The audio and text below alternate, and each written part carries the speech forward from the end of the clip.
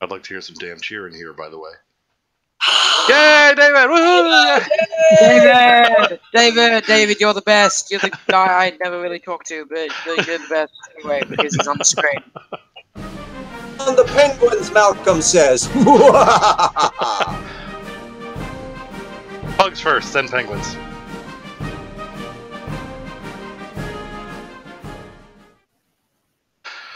All right. Well, howdy. Let us jump right into it. We stopped repeating the rules every week. Weeks ago. I think it's fairly clear. Eventually, we'll run into enough stupidity that we will all suffer alcohol poisoning. All right, we've got some interesting things on the menu for tonight. And when I say interesting, of course, I mean stupid. Let's see. Okay, a blanket hello to everybody in the public chat, and of course the usual blanket apology for that to which you are about to be exposed. Really, I'd like to say it's someone else's fault and I had nothing to do with it, but that's unfortunately not the case. All right, let us see what we have first up.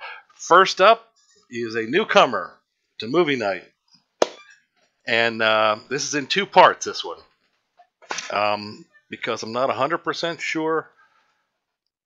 Alright, I'm almost 100% sure that she's just insane.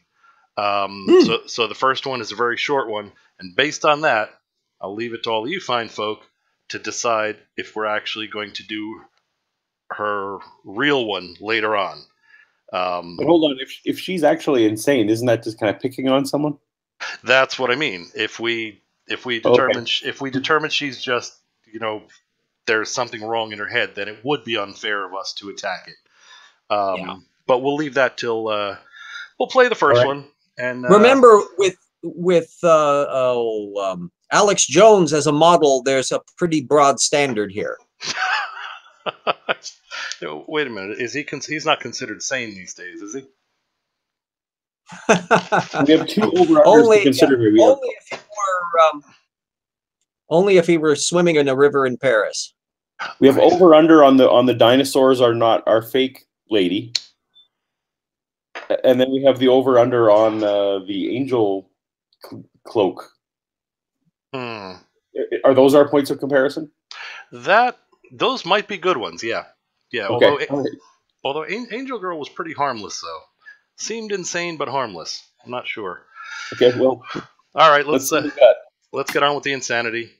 Here we go. I feel that it is important for me to share this with you. I say the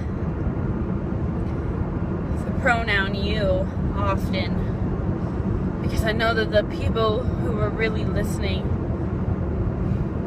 the things that I say apply directly to. And then when I say you, because I am talking to you, I'm out of breath. And I haven't ran, I haven't done any type of physical exercise. But I've been chasing this for weeks. I have been chasing, and oh my God, since I went and visited Daphne, I have been trying to get to this place again, and I wasn't expecting it at all.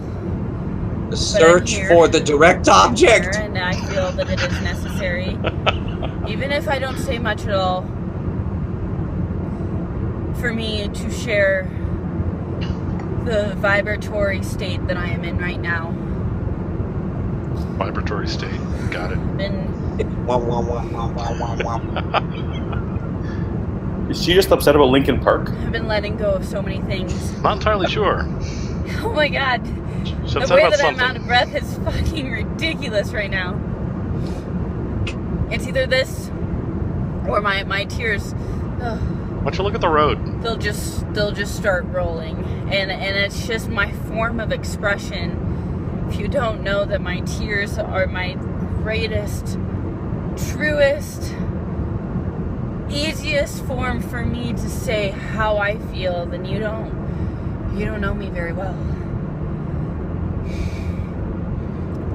What What the hell are you talking about? It's easier for us to pretend like we don't know what's going on here. There is no topic yet, apparently. It's easier for us, and simpler, and sweeter for us to pretend Mahler writes shorter intros like we than don't this woman. have a fucking clue. Like we Thanks are for returning us to science like you big promised. cosmic coincidence, and that we are here as a product, a reproduction of our mother, and our mother's mother, and her mother's mother, and her mother's Stream mother. of consciousness when consciousness is shut down for renovation. We are simply living in a generation of zombies. Oh, that's okay. She's talking she's talking Matrix world. Of the program, this fucked up system that we have found ourselves within. But I'm here to ask you, do you know who you are yet? Do you know why you're here? Do you know why you chose this moment in time? Because you chose it. You can displace Bravo, it all Richard. you No want. seatbelt. She's breaking the But law. this is the moment of all the moments. We have picked this time because No seatbelt. How about not it is looking at the time damn of all road? the times. When I was doing my gematria research, Gematria research. I'm speaking to the people who may be confused about what they're seeing. I am speaking because I was confused. I was so confused about what I was seeing. I had no fucking clue what was going on. All I saw, all I knew was that there was something big. There was something so big going on here, and I couldn't even fucking place it. I had no idea. Stream of consciousness, I had no but she idea left the spillway off. Why I was coming to the end of the Bible, why we were living in the Revelations.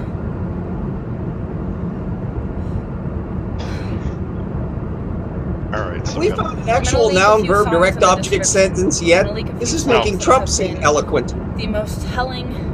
You're being told over and over and over and over and over what is really going on here, what is really happening.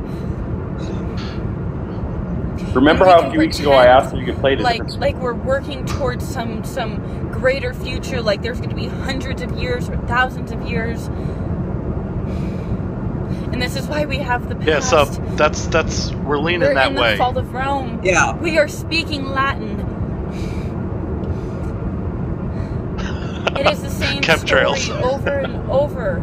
God, I can't help but say that over and over and over. All right, tell us the over. story then. Just The first time a chemtrail has been inside of a of an SUV. It's probably just gonna happen. Because I'm not. I think they just have to skip to the next one because this is going to go on like this for the whole 13 minutes, isn't it? this is actually an 11-minute one. Fucked up. And let's see. This is a play. We're on a stage. Okay, it's a play now. Okay, Our I told stars. you. We are Matrix stars world. of our stars. And the Mayans told us. Well, the Mayans. Ooh, Honestly, the air quotes Mayans, yes. But I need to use fucking air quotes. We have. Excuse me, but some of my best friend civilizations are Mayans. That tell us about doomsday. We have the doomsday clock.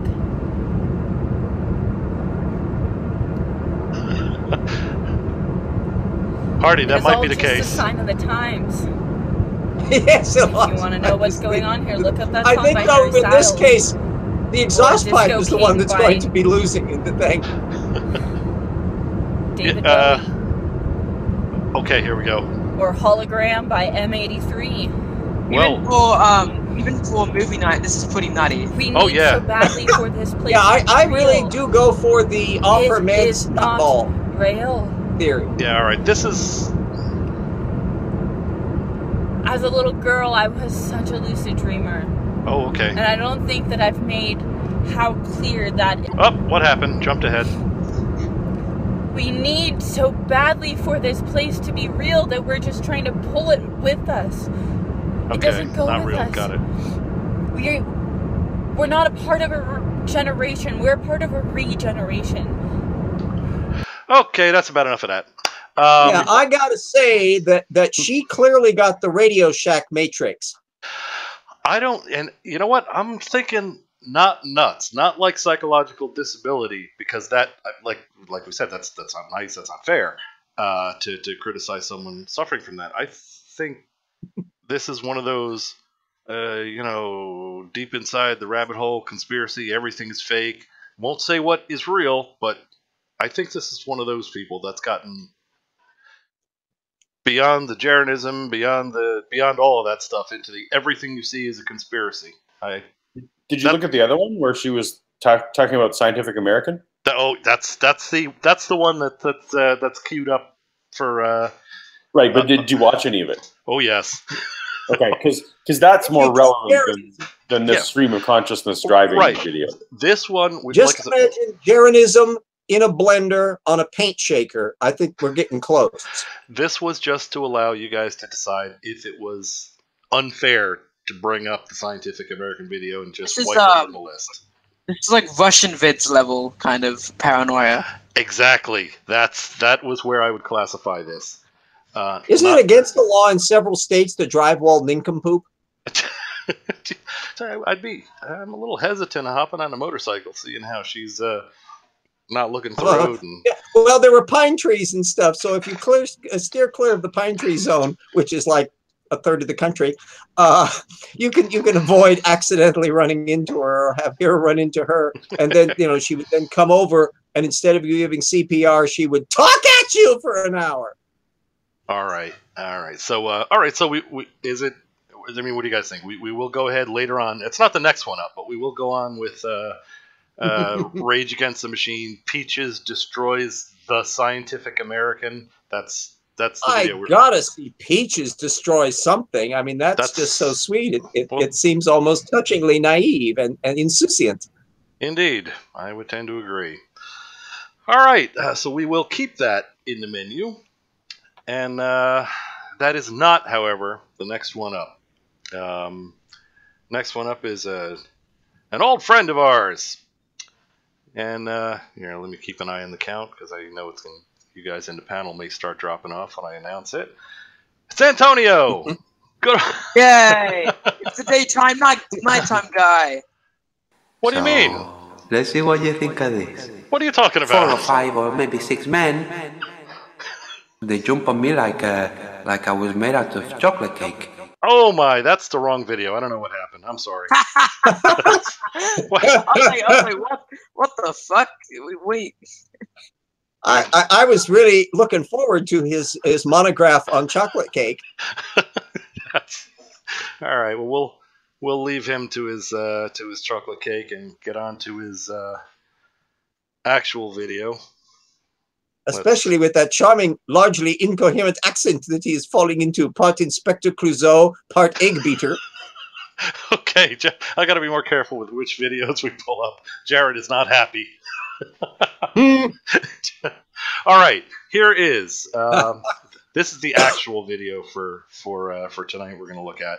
It's from Antonio Subrat's Flat Earth - Irrefutable 2. You're wondering why we skipped I want to know if he futed it first before he irrefuted it. Twice, because this is 2. Here we go. It's going to be about gyroscopes, isn't it? Oddly enough, you know what? The concept, yes. But, well, you'll see. Here we go. Antonio, just for you guys.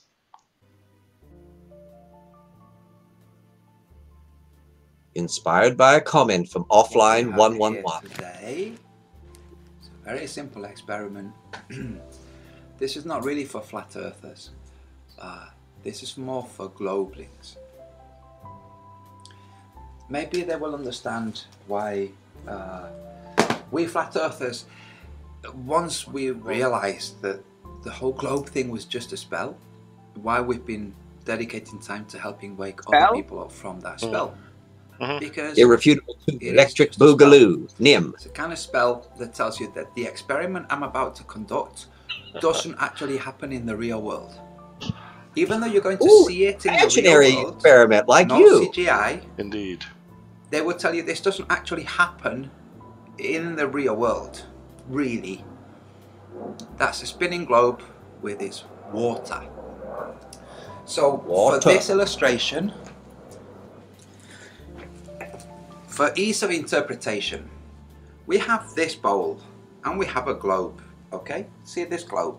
Now, I'm going to Oh, hold that's it like here. my globe almost. Doesn't matter. Oh, it's Don't a worry pretty about the globe. actual Pretty. tilt. Mine has a longer That's stick irrelevant underneath it. because it Mine's spins better. around its axis. This is going to act as its axis. Okay. So what I'm going to show is that this bowl is representative, if we hold the Earth about here, of about this latitude, which is about, Yeah. I don't know, 30 degrees. If the fluid Okay. were moving through the center of the this Earth. represents Okay. the oceans A really accurate simulation there. over this area. See? All under there, all that water under there. Oh yeah, I know where this is going because like okay, so just pause right there, right? I've seen flat earthers all over the place trying to put water onto a ball and then spinning it and how it flies off without taking into account a gravitational attraction. But what this guy's trying to do is he's trying to show that water finds its level about how it just flows to the bottom. So he's saying that that the water would be at 30 degrees latitude, never above. I've seen that before. It's just interesting. Okay. So, okay. Continue. Well, let us continue. Oh, by the way, you guys got to be calling drink more. I'm standing here looking. Oh, yeah, drink, and also all right. make sure that the drink that you take has a gravitational attraction. I will try to make sure that is the case. But yeah, I'm sitting here staring I at the want to mug have of a truth. drink with virtual fermions in it. Here we go. Is represented by this water. Okay, right. Water, latitude. What I'm going to do is show with the simple use of a Rissler smoking paper. I am not sponsored by Rissler. This is a cigarette We would paper, never and suspect this you is were. a pirate's bowl. And this is a clay turning table. Ooh, And that that's makes some it water science. with some blue dye, acrylic paint, and it's mixed with Yeah, if it were red, this experiment would not work. like PVA, which makes it slightly more viscous, not slightly more fluid. Okay. So, see how the water is at that level? Yeah. Yeah. Now I'm going Called to start gravity. to spin it, Okay. and we're going to start to see whether or not the water rises from that level. Now, what Globelings will tell you is, oh, you're spinning it much too fast. Well, I can do something else. Okay. I can make a mark in the center of the Rissler. And every time the mark goes past the reference point of So I guess I was the wrong. He's not camera going on or about your that. eye or whatever. What I was saying. We'll see. That never know. is 24 hours. Okay? You mean And I 23 can- degrees south of the equator? Spin it incredibly fast. You can see that the water has centrifugally moved towards the equator. Okay, I'm calling drink. The equator! He just mentioned that the line on the paper, when it rotates around once, represents 24 hours, and now he's spinning the thing so 24 hours happens in a second and a half. And he's amazed. And he says, but don't accuse me of spinning it too fast. No, there'll be none of that, because he marked where 24 hours would be if he rotated it once in every 24-hour period. So I guess, okay, checkmate us. Boy, we can see how fantastically accurate this simulation is, especially since the water is traveling through the middle of the Earth. Indeed. But that doesn't happen in the real world. That's because real Because world's that's not not a Referring real to as Goblin world. saying it doesn't happen in the real world. we don't live in a bowl. And the real world Well, maybe doesn't have a soul. Yes? RJ, were you commenting? Oh, I'm just saying maybe he does live in a bowl. Oh, we oh. cannot be certain of that. Okay. Solid barrier. We can argue, oh, well, you see this solid barrier, which is a lot more solid than the fluid. Well, let's pretend like the world is kind of like this, but the opposite, where the atmosphere that we call atmosphere, the gases above the ocean, above the water, above the boundary, The atmosphere plane. the water, That, The atmosphere plane, which is yes. a lot lighter, softer than the water. Ooh, it's And this is a fuzzy lot and harder. cuddly. Let's A pretend cuddly like atmosphere. those gases would not have the water move into it if it was spinning on a globe. Okay? And the viscosity of the water has not been reduced by the colorant. If anything's been increased a little bit. Now, what globelings will have you believe is, first of all, that the atmosphere, which is being represented by the glass here, somehow would not Except it isn't. have water move into that atmosphere. The glass is more rigid than the air we breathe. Okay, Drink. This is And more rigid than your brain is. indeed. Do I need to? I mean, first off, yeah. One of you guys should be called. You guys are smarter than me. How come I'm calling Drink first here? So far in his model, You go, Sci. You go. all right. So far, he's talking about the glass as the atmosphere, or I guess it would be atmos plane in his universe. Why wouldn't the water move off into our atmosphere? Well, the model he's using, okay, he's modeling the atmosphere as the glass. It's not representing the effects of gravity, and he's seriously overestimating the amount of outward force because he's spinning it way the hell too fast. Apparently not understanding the whole angular momentum Also, thing. Yes. gravity! Yes. Which there Indeed. wouldn't be any if the world were an empty globe, which is what he's basically playing around in with his bowlism. So he is actually only refuting bowlism. He's not refuting globism. You know, this is the same guy who tried to pretend to be Brian Cox in an interview with Jeranism. So, I mean, Isn't it reassuring that he's not driving a car like the lady before? That's a plus. All right, let's see if it gets worse. So far, okay, he's missing gravity, and the atmos plane. He's making an analogy that is in every possible respect completely inappropriate to what he's attempting to show. But other than that, it's amazing because it's blue. Did he say what? Did he say what that liquid is? He said it's water with some dye in it and something to increase. And it made it more viscous. Yes, because it really is just making me feel like a cocktail of some kind. Okay, carry on. Carrying on. And there's a consequence. The water's going to rise when I spin this. This is a clay spinning wheel. Jared wants Peaches back.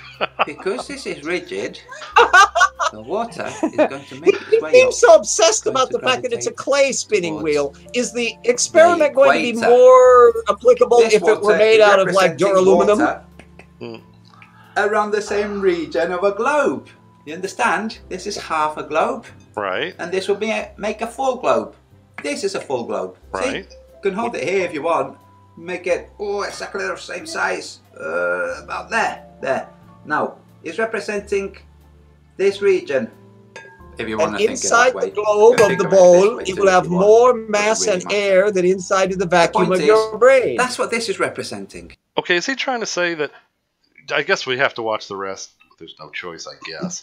But is he trying to say that all the water on the globe should be down, hanging around the bottom, in the bottom half of the bottom hemisphere? Is that where he's going with this? Because as everybody knows, the globists believe that the globe, which is hollow, hangs on a clay, not a metal one, because he's trying to make sure that the simulation is as accurate as possible to what we envisage is going on in the globe. Can't you all see it? I've been watching that since Galileo's day. It's much clearer now. Yes, most definitely. And keep in mind, you guys are the ones that said kill daytime, nighttime in favor of this. Here we go. Now, the real world does not have a rigid glass atmosphere that we walk around and fly in. Okay? It has a gas. The rigid atmosphere is going to make the water, because it can't go out, because it's rigid, it's going to make its way up. The gas would make it go out, but it doesn't somehow. Instead, Why? All right, Drake. He's going right where I thought he was going. He's talking about the air being the containing factor for the water instead of gravity. And that I He's think not that's, taking into account the fucking gravity. How many times do you have to explain this to these fucking idiots? I would tend to agree. Well, apparently an infinite number of times because he's never going to get it. Doesn't seem to. All right. Also, what doesn't happen is it doesn't gravitate towards the equator. I'm smiling like this because I just said gravitate. Isn't that sweet? Except the experiment you just did. Centrifugal force is going to exactly force that. the water out. And because there's no Irrelevantly. gas, but a solid glass bowl, instead of going out into space like it would happen. Wait, but space doesn't exist! Now, what Globelinks might say is, oh, to do this correctly, you should have it turning once in 24 hours. Say, Yeah, although actually that's not entirely true. We would have to compensate for the smaller diameter, you know, of the circle in which it's rotating. So we would not have it rotating once every 24 hours to produce the same effect. So yes. You would want to generate the equivalent of 1,000 miles per hour relative to the size of the little bowl spinning in 24 hours, although I think that's probably still not a ridiculously comparable bit. But there still is the obvious failure. There is no mass inside the bowl, which is the stuff that we globists, ooh, he's starting to look like he's turning into a chipmunk. Keep it going. This was just under that's 25,000 miles circumference. That would be appropriate. But it isn't. It is a lot smaller. And just as you can decrease the size, you can increase the speed. How do we know this? Well, it's like this. See if you have a record player and you have this area Explain here. to the kids what records are. It's 2017. But this area here, which is making a much bigger circle in the same amount of time, this area here represents going down in scale. This represents going up in scale. The center would be the Earth in actual size. Fino says can, Antonio looks like Stephen Colbert got addicted to meth and lost his job over it, now living in somebody's basement and they don't know it. Extend this line to arrive at this size and see how fast you should spin it. Okay? Same as with the orbit. You can include the 360 turn of a day. So, let's spin this. Let's see on the if the water will spinner, let's make sure to note move that. its way towards the equator. Good Lord, look at that. Look at how much higher it's gone. Now, how much higher it's gone compared to where it was earlier, this denotes movement of water on a spinning body. And this is water held by a rigid surface. The gas is not a rigid surface, and the water tension on the boundary between water and air is also not rigid. So, this doesn't happen in the real world, does sadly, Brian may be right in the comments. it? But the real world does have water, And doesn't the inner it? tracks on a record spin faster than the outer But tracks. this doesn't happen in the real world, does it? But, but Yeah, here's the thing, like, let's ask him if he knows how many grooves there are on an average long playing record. so basically, he's trying to demonstrate the Earth spin system on a very small scale, but he's doing it on Earth, where there's a gravitational pull pulling down. But with gravity, well, in reality, the thing he's trying to simulate, the gravity pulls towards the center of the bowl. So How does he explain those tide things? no, that's just holograms. You don't. Yeah, those waves are just holograms. Those big waves. The famous Bay of Fundy hologram. Yeah, where all those boats are sitting in the hologram 1 minute, and then the hologram comes in and causes there to be wet underneath them, and then periodically goes out. Yeah, those holograms are amazing. Indeed. All right. Factard is being factual. I was going for a cheap joke. All right, let's see how much more foolish this can get with everything just about the opposite of the way it should be, with what he's representing the air as the restraining force instead of gravity, no mass on the inside, and within the gravitational field of the Earth. Let's see if it can get any more wrong. But the real world does have water, doesn't it? Yes, it does. Then who said the world was spinning? It has cucumbers too. And why did they say the world was spinning? Couldn't they just Because day cycles. test this? You see, Couldn't they just test this, which has Yeah, no you see, connection to all those reality? silly Globus had only decided to test this while watching reruns of Ghost. They would have known that the world is not a globe.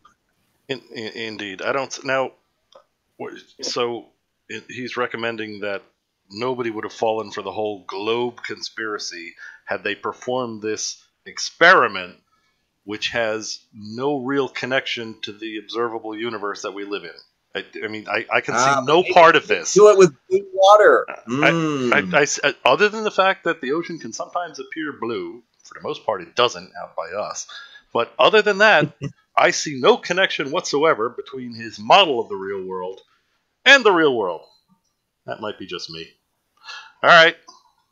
Let's see. Now, v squared over r is the formula for triplet acceleration. Kyle, if you are going to confuse the issue with mere empirical mathematics, you are in the wrong show. if you test this, you arrive at the conclusion, well, we're not spinning. But the globelings will say, well, we are spinning, and what's happening is gravity, Yes. which is an ad hoc explanation. That explains Nothing everything No, perfectly. no, predictably. that's not even close to an ad hoc explanation.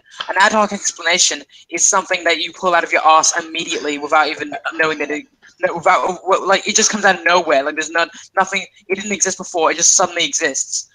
All right. So, Might be holograms.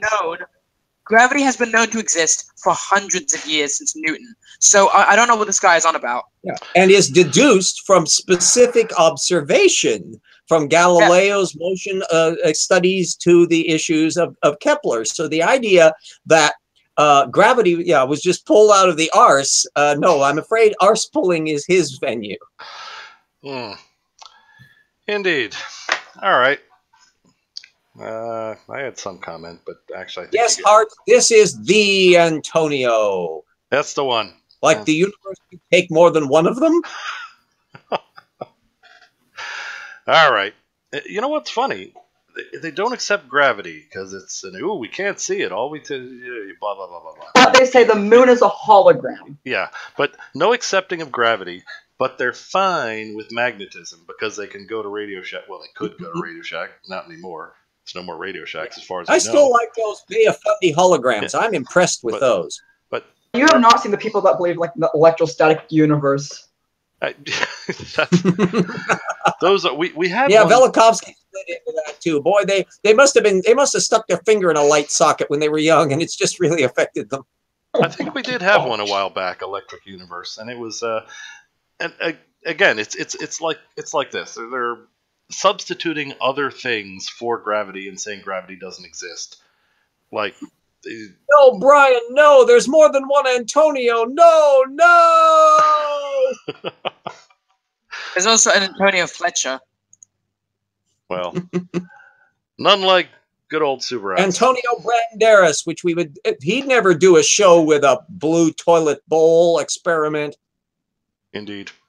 All right, let's wrap this foolishness up. Ad hoc explanation. Point of note is important. An ad hoc explanation is used to support a weak argument.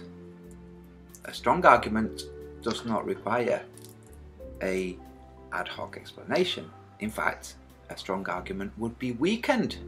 Okay, Drink. He's saying that gravity was The worst was part, thought up as an ad hoc solution to a problem, which was not the case. It was actually the whole theory that involves gravity actually started from the opposite end. It was an observed phenomenon that was then explained.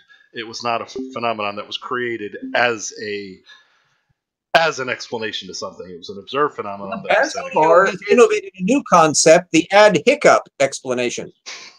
is when you give them the evidence, right? They'll just say it's just a conspiracy, and they say that's not ad hoc. It's supported by this and that and that. Mm. Indeed. All right. By introducing an ad hoc explanation. However, a weak argument will be found to be false very quickly unless it's padded with ad hoc explanations, like gravity. Gravity is an ad hoc explanation for the argument that we are on a spinning globe. What is this argument that we're on a spinning globe? Well, the argument goes like this. It looks like the sun goes round us, and it looks like the stars go round us, but that can't possibly be right. Why? That's a fallacy. So we must be going round. And if we are going round, and things like this say we're not, then there must be some way that we could be going round and this not happen. Hence gravity. Gravity is just there to bolster a demonstrably false belief, and that makes a very weak argument. Have you predicted eclipses lately, Antonio? Or do you have an ad hoc up your wife beater for that? Knowledge. That's why philosophy was taken out of school curriculums. Wonder why, huh? Let's pick up where we left off. Which is an God, not again. explanation, not an argument, an ad hoc explanation to support a belief that we're spinning. You see, you have a belief. Belief doesn't quite work because people can do things like this.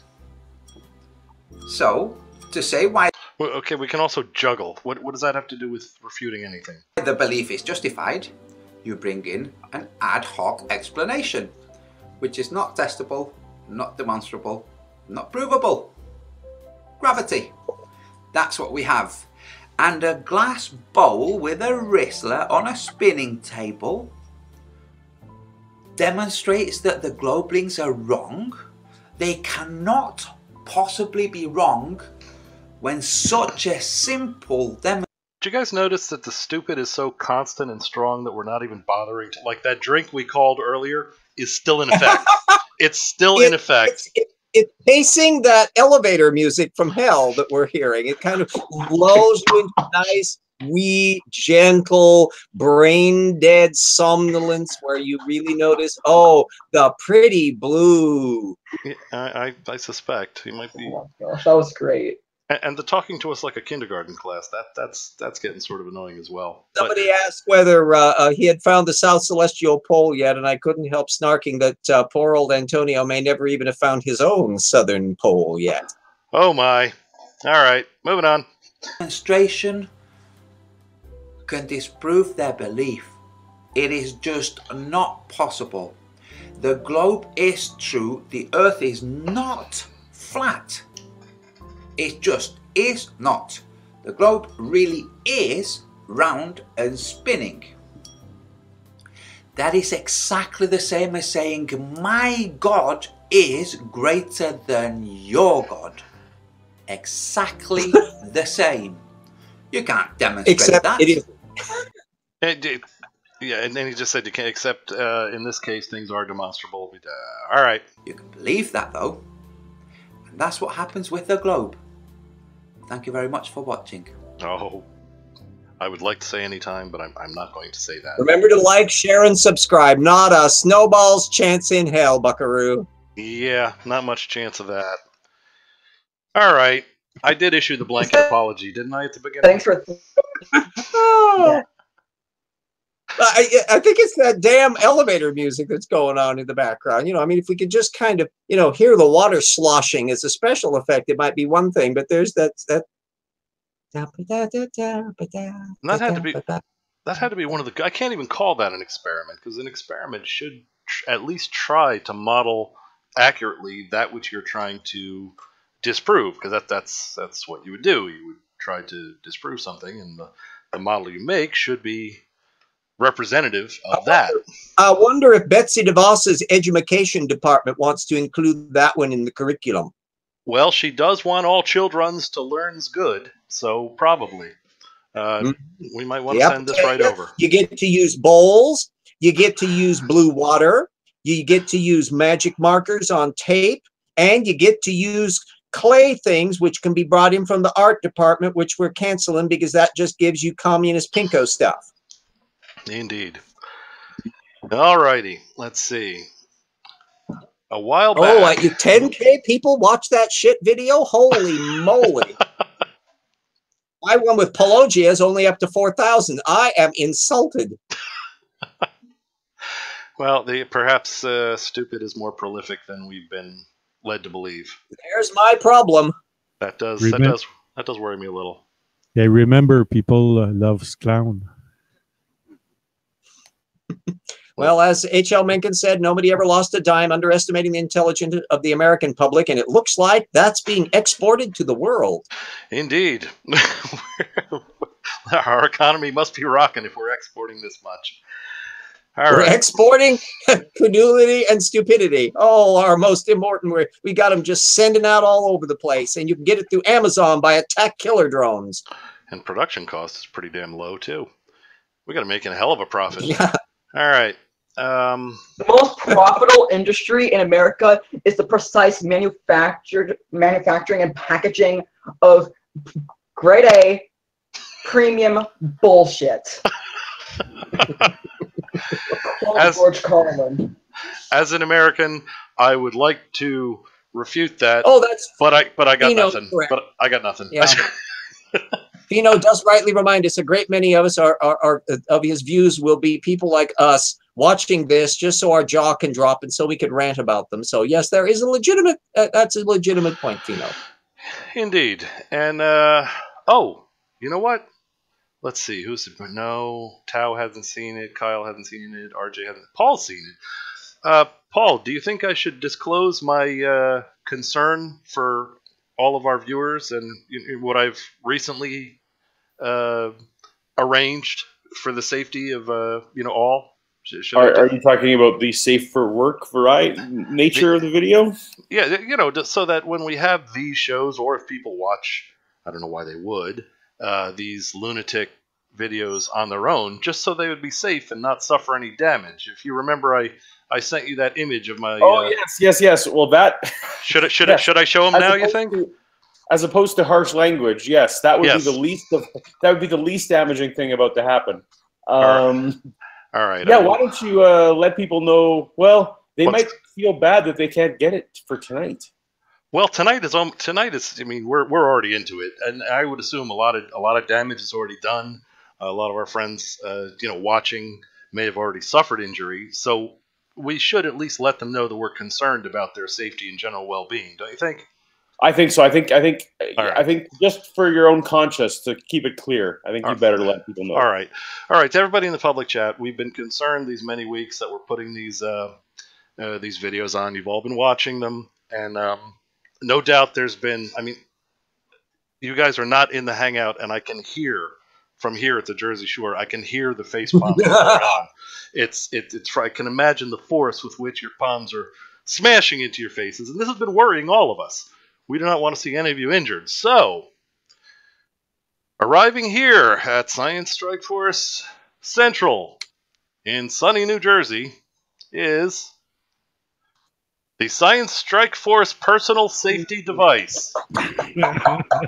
This is the mock-up. This is the mock-up they sent me for production. The actual items. Be careful. Cool Hard Logic might sue you. The actual items are arriving Monday before 5 p.m. according to FedEx, who has been reliable up till now. So, and in case anyone's wondering, I am not Jeranism. We're not selling them. This is we'll do what we usually do. We'll have contests of some sort. And like I said, just for the safety of the community, because, I mean, we care about you guys. I think we regular panelists, if we're willing to pay shipping and handling, should be able to get one. You say that like I'd object, Paul. I have no objection whatsoever. Perfect. Anybody, that's it. Panelists are automatically that you're already winners because you have to remain verbally coherent while we watch this crap, and that should be rewarded. So I was never told that we had to remain coherent. Well, you must have just done it accidentally, though. All right. Moving on, which apparently has become a phrase people have associated with me. Moving on, we can jump to...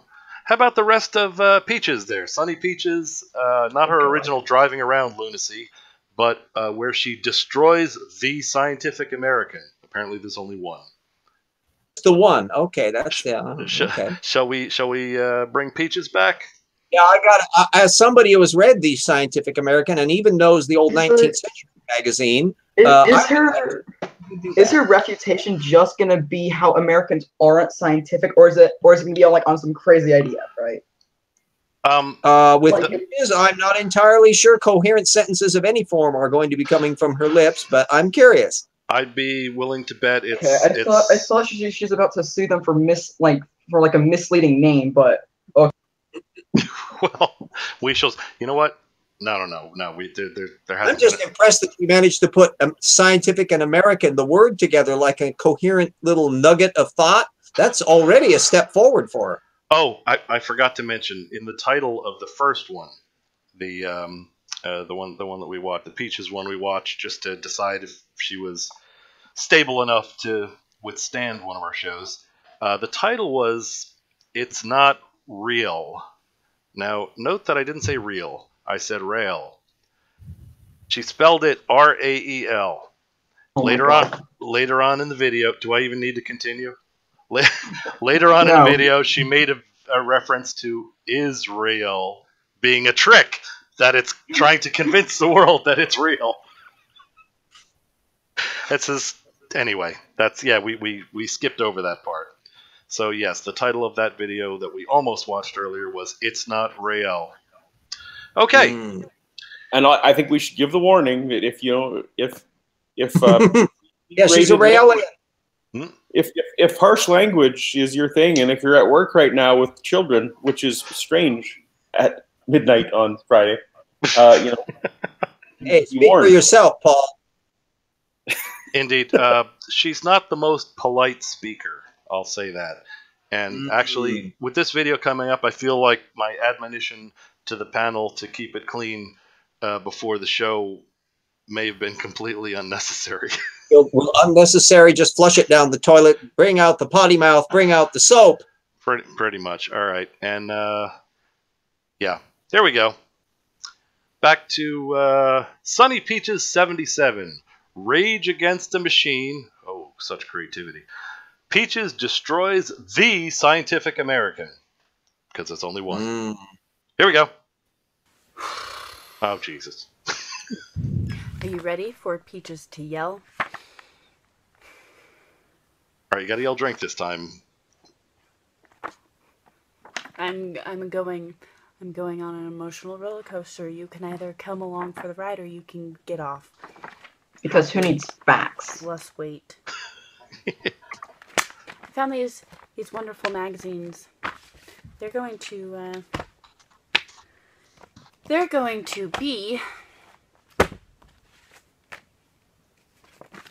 my displacement of anger.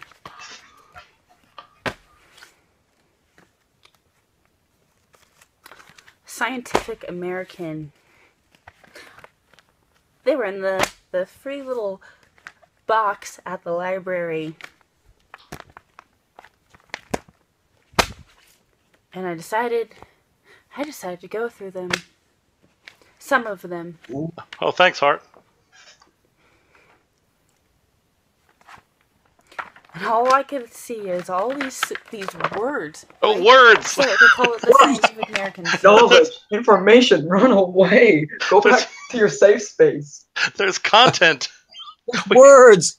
We can't have that. And But no, they've got pictures too. Since I can't understand these words, it must be a conspiracy.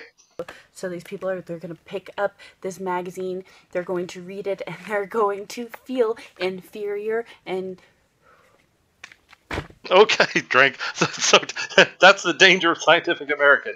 People will read it, they will learn things, and then other people who have not learned things will feel inferior. That's the danger. You know, I've never felt inferior when reading Scientific American. I sometimes feel slightly inferior when I'm reading advanced physics journals, but I've never felt inferior reading Scientific American.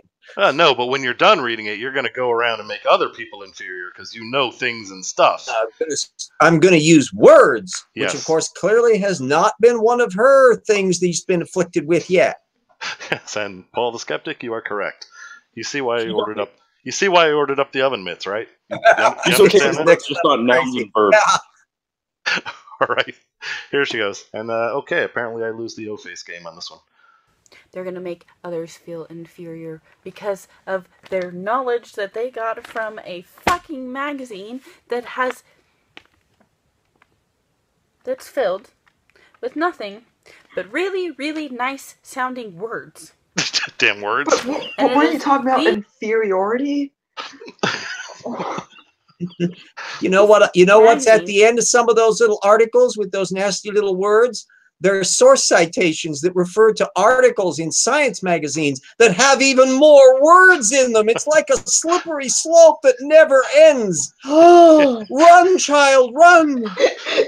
But you know, if she feels reading those magazines the way I feel, like if I see like a 17 or a Cosmo or something, maybe I get it. Okay, well. Yeah, it's just the same, you know. You see a a hyperbolic tensor or something, and then you move over and look at Justin Bieber. You know, it's the same kind of panic attack. Steve Bauman thinks she's related to Palin. That are responsible for the broken people in this fucking system. Ah. Foul mouth, little lady. They think that they have some form of critical judgment because they can open up a book and repeat what they heard. Yeah. Okay, note to everybody, learning is bad.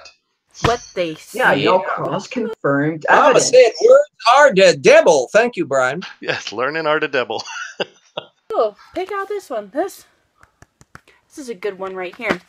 So what let's they have talk done, about plate right, tectonics. it's all a fucking joke. It's the biggest fucking joke I've Actually, it's a different Ring of Fire. ever seen. Oh, and just a little foreshadowing, she's going to mention yet a third Ring of Fire. You'll see. Rings of fire. Firewalls around black holes are confounding general relativity and particle physics. Word. That's Words. Again with the words. How the hell did she ever pass her driver's license when she had to read words? How dare they use science? They always use all those sciencey words in science. Yeah, they don't use publications. enough feelings and emotions. Oh my gosh. But this woman is by comparison, a young Earth creationist like Jason Lyle is operating at the most effete and elegant and sophisticated level. This is somebody down in the kill them pseudoscience level that is just the mere dregs. This is the stuff that you find in the deposition layer of the blue toilet bowl that the previous video was doing. Aha. Okay, and let's see. Paul, get a sponge and take RJ's footprint off of your forehead there. You had something to say? I'm sorry, Paul. My bad. That's fine. All I wanted to say, and it was actually, I was going to slam RJ for a second. I was going to say this woman was somehow able to get YouTube to live stream. Yes, indeed. It only took like 1,400 steps for SciStrike to do it. All right, back to. I'm surprised you knew how to open up the pages. Yeah, and there have been no paper cuts so far. There's more words. Every page is another set of words. It's all a conspiracy of words. It looks better upside down, though, doesn't it? fucking meaningless, except for the Ring of Fire. So what they're doing, they say that a black hole is the God damn it. Singularity. Words. All night. How dare they? Angry. It's okay. It's a good thing. Fucking fantastic thing. It's all Burning rings of fire. If anybody... all a thing about Johnny Cash. Can't you get the stick? Is that a fucking child? They know what the burning ring of fire is. Oh, yes. You heard that, right? Yeah. Yeah. I had a fucking child. I know what the ring of fire is. Okay, so she's... This nice little diagram. What does all this look like to you? Science. Pictures and words. Yeah. And education. They're turning the solar system into sexual jokes. Repeatable evidence. See, now, do you think there's any projection going on there? They're turning the solar system into sexual jokes. No, they're not. I mean, she held it up. We saw what they were. They're relatively... I think we're familiar with those diagrams. There's no sex involved. I think the young lady is projecting a little bit. Well, you know what those neutron stars do after the lights go out. Oh my God. There we go. Smooth. Textured. Singularity. Event horizon. Words. Damn words. Matter destroyed, but information escapes. It's not magnets how do they work, it's words how do they work. It's just made up bullshit. They sit there, oh, there's this really even to a flat earther, it's not how gravity works, it's how it's like she's beyond that level stupid. She's now on the level stupid. How do words work? Yes, that does seem to be the case. She hates words. Fine here. I wonder if there are any words that she likes. What will her reaction be when she finds out she's using words? Oh, yeah. I hope that does not Oh occur. my heavens! If we printed a transcript of her text and printed it in Scientific American and she read it, she would implode just like a singularity. It seems that physicists must give up one of our widely cherished beliefs, but we cannot agree on which one. We hope, however, that out of this confusion will come a more complete understanding of quantum mechanics and relativity. So what they're pretty much saying is that this ring of fire, firewalls of particles may border black holes, confounding both general relativity and quantum mechanics. It's just more shit on top of the shit that they already give you about relativity. That all things are relative. Just keep it rolling. Just keep it going, Peaches. Just keep yelling. It feels really, really good. Even if nobody else gets anything from it, at least... Giving herself her own stage directions now? So it would seem. Getting some shit off my fucking chest. And I am also going to use the filler of fuck. Fuck, fuckity fuck. This is a bunch of fucking bullshit. And all these words have done is create a system of broken people. All these things that make people feel smarter about what they appear to know about where they live, where they're going, and where they came from, which is meaningless to them. They could honestly give a fuck less, which means they don't give a fuck about themselves, and which means that they're broken and they're expecting other people to fill their sorry asses.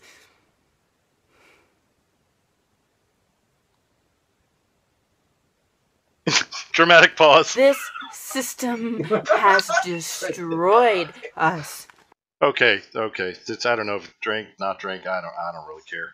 Okay, so she's objecting to this magazine that contains, what was it again? Yeah, words, because people who want to know things may read these words, and then people who wish to remain willfully ignorant will feel bad. So I think we just met Gwyneth Paltrow with Tourette's syndrome. Could very well be. I was wondering what we were going to fill people's asses with, and then we got left hanging in that. I was really hoping that was going to slip by all of you. I remember I've been on I've been on all the previous shows. Why do you think she brought him home? I've been on the previous shows. I really hoped her little comment was going to just slide by all of you. All right, here we go. Not when there's that Here we go. And it's great because we never would have known who we truly are without it. But that's for people who have discernment, who have seen through it. Because there's a shit ton more that will never get it through their fucking mind that all of this is shit. Every single bit of it is shit. Let's read this before I tear it to fucking pieces. How many times am I going to say fuck and how many...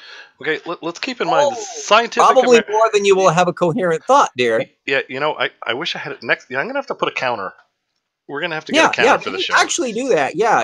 F, fuckity, fuck, fuckity, fuck. Yes, that would be interesting. Climb up there. And when it reaches the point where a black hole mass has occurred, then that will cause the blue water on the spinning globe ball to produce a singularity that will cause her brain to fall down into the southern celestial pole that will then come up in front of our dear Antonio. You see, everything fits together if you only connect it properly. Ah, right. Okay. You know, I had something to say, but that just scared me, RJ, so it's gone. Here we go. times is it going to make people feel uncomfortable? Okay, see, there's her objection. People who don't want to know anything will feel uncomfortable if people read this stuff and then they know things, because God knows we don't want to offend. So she go. I think she go. I think the only website she goes on is like Tumblr. Like I swear. That is entirely. And go back to your safe space. YouTube is not the place for you. And what we have to think about here as well is Scientific American. They are a popular magazine. Not. I mean, they tend to simplify things for the average, average reader. You don't have to be a PhD to understand an article in Scientific American generally. And if it is a little confusing, as RJ mentioned, there are links to further research and that kind of thing. So even I don't want to call it dumbed down because it is a good publication for getting science into the hands of average folk, which is good. But it's the dumbed down version of science, and she's still terrified by it. That worries me a little. Here we go. The basic argument here is that HBO should not make Game of Thrones because someone might post a spoiler somewhere. Something like that. Can you imagine what the poor high school teachers that this kid had, presumably, had to go through with this kid? I'm thinking. And by the way, does she have parents, or was she one of the pod people that came out of a Invasion of the Body Snatchers movie? She may have been in a self-medicated, drug-induced coma throughout high school, and this is her recovery period. That's possible. She does look kind of what's the term we use? Strung out. That's it. Strung out. Here we go. Yeah. I'm so angry. I can't. I see it. I see it all around me constantly. Okay, should we be concerned that she's so angry, and while saying those very words, she had that really evil jack-o'-lantern grin on? Like she was thrilled to death with that much anger? We may have a budding sociopath here. All of these half-fractured people who are as opposed to fully fractured people like the one we're watching. Realities. And they will never take the responsibility that it is them who created all of it. It is they.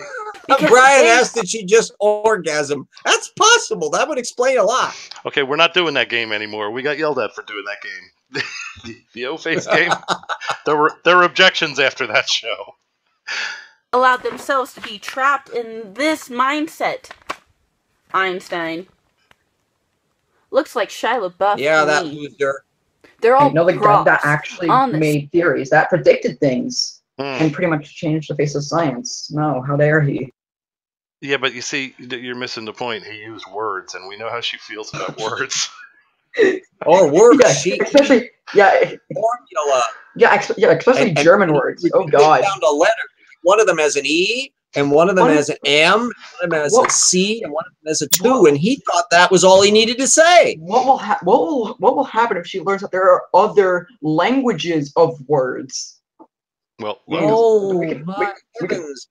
only. Well, then we can connect her up with European nincompoops and they can say things in Croatian and German and Albanian and whatever, and she can say them in English, and they can just dance around the maypole. Are you saying that this is a possible additional export channel for American stupidity? Yeah, I tell you, that would be one that if anybody thinks that that's a good reason to come to war against us, I'm afraid 15 channels of her could do it.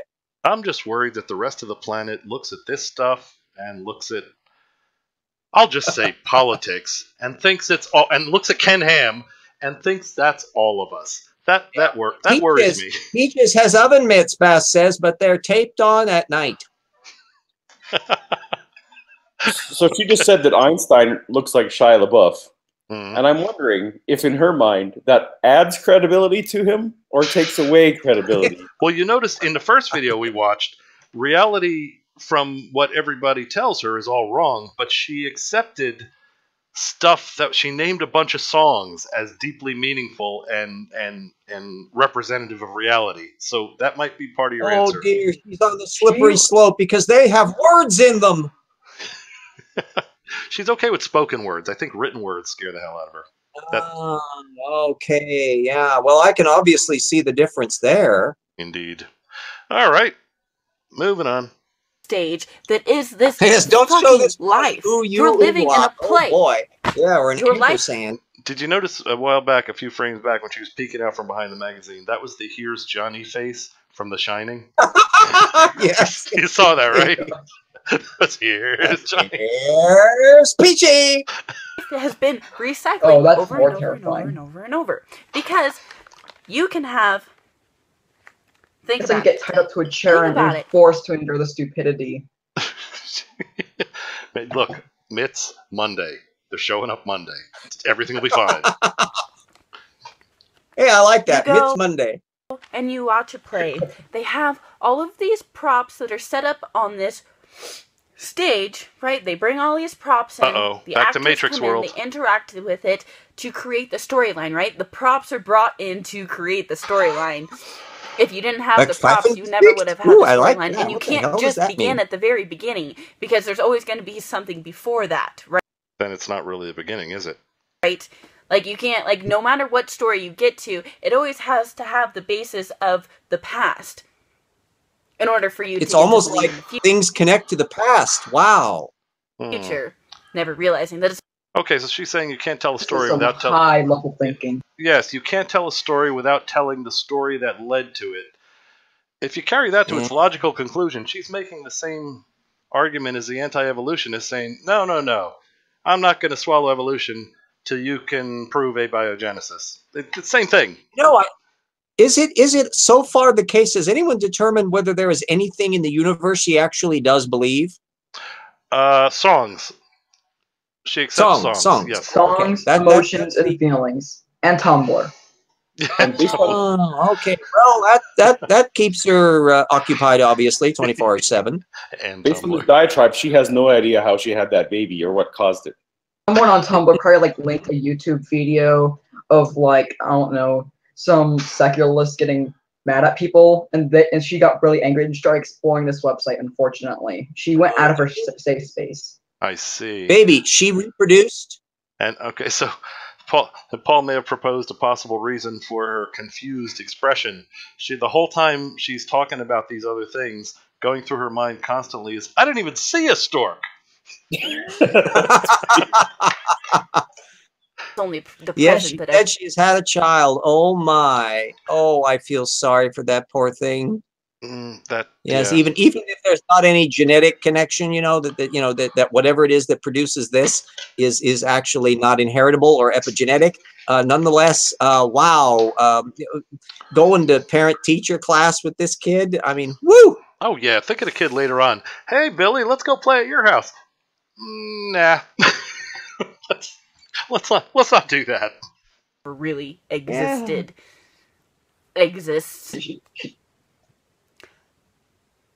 You have your stage. You have your actors that come onto the stage. You are the actor. You are interacting with props that aren't real. This shit is not real. Look at it. Look at it. It's not real. Yeah, I'm seeing it being ripped. It is a has picture. physical properties. You can hold it. Yes. Yeah, it looks kind of real to me. It appears real. Yes, it does. With words on it. It means Words again. More words. Did anybody see the Jerk with Steve Martin? It's an old movie. How Every many time rapes did she go Time ago. That was Nobel Prize territory compared to this, wasn't it? No, I'm just thinking. Every time she says words, I'm thinking cans. He hates cans. All right. No, I wonder saw how many that. rapes did she go to like get this high? Quite a few, I would imagine. And I'm hoping libraries just give these magazines away when they're done with them, because they're going to be kind of irked that she's shredding them, no? All right, anyway. nothing, because it is a prop on a stage. You go through, you interact with the props, they give you the idea that there's a past, the storyline. What? Okay. Is there no past at all? Prediction. Is this going to be some kind of extremely shortened version of Last Thursdayism where she's going to start with the everything is right now? And it is possible. Let's see. You finish out the play, the curtains close. The next fucking night, guess what happens? You all get on the fucking stage again. Hey, if it were the fucking stage, I'd have more fun. The same play over and over and over and over and over and over and over.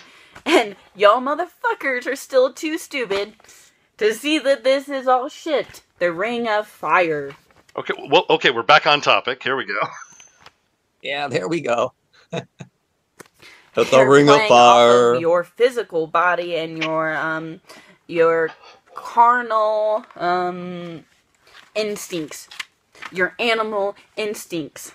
That's how they get to you to believe in space, because they make it because they put animals up there. Yeah, I can see the logic of that. That just jumps right out at you. Absolutely. Hey, the Russians sent dogs into space, and we sent monkeys into space, and they're putting animals up there. She's right.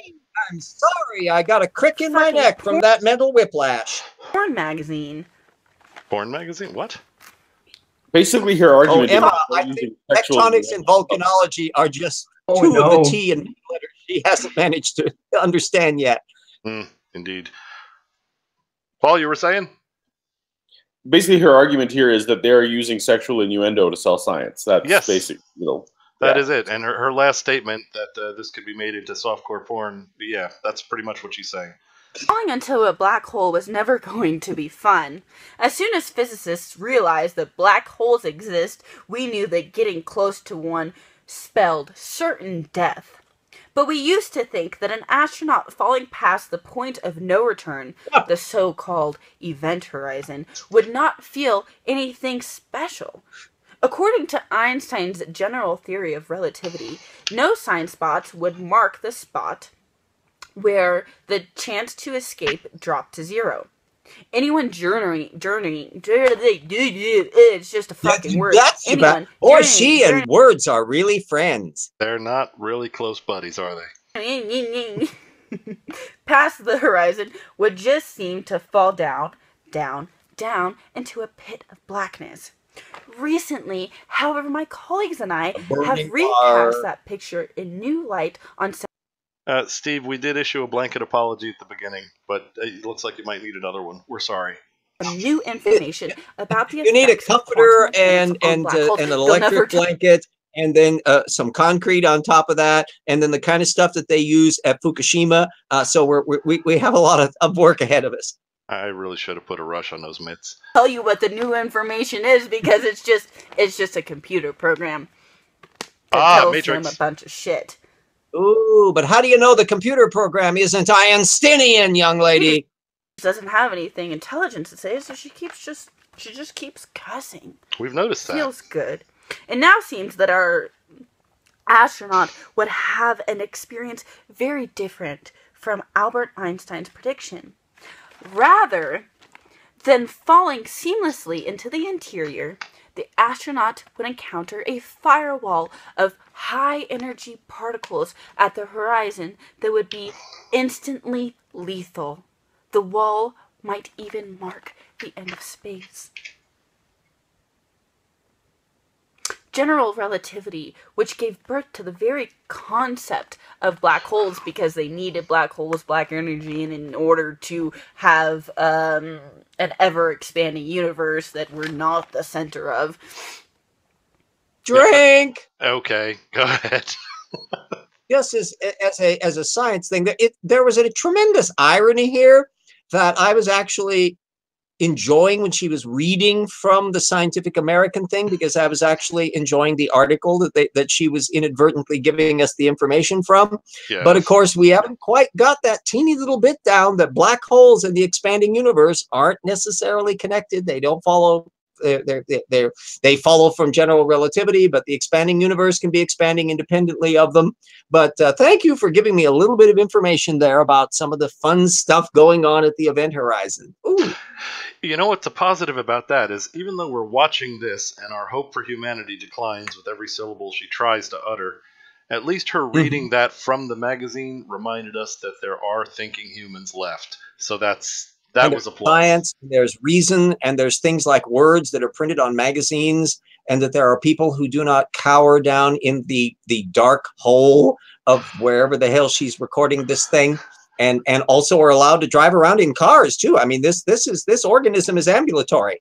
Yeah, and in reference to a previous video, somebody should have mentioned to her, hands-free is, they're talking about the phone, not the steering wheel. All right, there we go. She's already managed brains free. Derives its picture of these mysterious entities and their event horizons from an understanding of gravity's effect on space and time. According to the theory, if enough mass comes together, gravity's pull will cause it to start collapsing. Nothing can stop this process until all the mass is compressed into a single point, where space-time is infinitely dense and infinitely curved, called the singularity. In other words, a black hole. A ring of fire coming out of the black hole, that's the singularity. Too many words. Yes. Words. I went through the ring of fire. I know what it is. When my son came out of my singularity, I experienced the ring of fire. What the hell? They're fucking with you. You want to see how else they're fucking with you? Born of chaos. Please tell me the son got adopted and went away from her. Yeah, this is. We're seeing another Rachel Dolezal in the making, except a little kid. Some little boy out there is going to be wanting to decide that he's a completely different genera entirely because of mom. Bouts of interplanetary destruction built our solar system.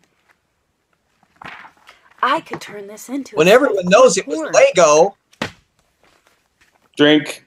All right, Paul. I want to say drink so that RJ can't interrupt me. Okay.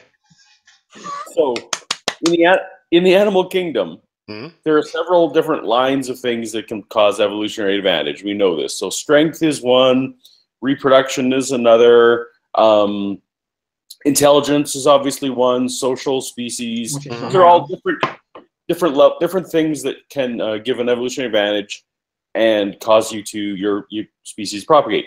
But the one that a lot of scientists talk about gives the best evolutionary advantage, especially among mammals, is appearing cute to humans. Appearing cute to humans is actually one of the best things you can be. Even above, she is following above all those things. So I think that's an example of what we have here. She has survived, and she makes her way through life by just being cute. That's all I wanted to say. Like compassion. Gotcha. Yeah, it's like, if you see a dog or a seal or whatever, you're kind of like, oh, isn't that cute? You just feel so bad for her because there must have been some traumatic event that happened to her. I mean, I don't know what. That is well beyond the scientific method because, I mean, it can't explain the stupid, but it must. Someone put a thesaurus in her crib instead of a Dr. Seuss, and it traumatized her. That could very well be. And yeah, and Paul, to expand on your statement, it is sort of scary that humans are now part of animal evolution. We are now part of the natural selection for animals. Think of all the poor animals that were born tasty. Lobsters, for example. Oh my gosh. Pigs! Pigs! The miracle animal! Alright. I'm sure everyone's noticed I'm doing everything I can to not hit play again, but I guess we got to get through this. Here we go. Well, because she looks so cute, doesn't she? Yipes. Oh, I think I won the contest. No. All right. We're not doing the contest. Here we go. All the RJ, broken just because she system, doesn't work for you. broken people in the broken system would love that. Peaches, you have nothing else to offer. Why don't you do some porn? How's that for you? And nobody's going to comment on that. Well, now I feel bad about what I said. So. Go fuck off. How we conquered the planet. More words on top of words that mean nothing. Okay, those words she can't even understand? That's not science. That's basic English. That is all right. Our species wielded the ultimate weapon. Cooperation.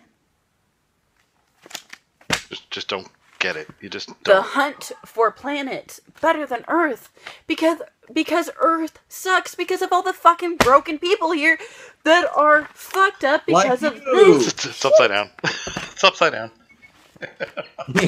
Inside the Neanderthal mind, intriguing clues about our surprisingly clever cousins. More clever than you, Because there are apparently. still monkeys turning into humans as we speak.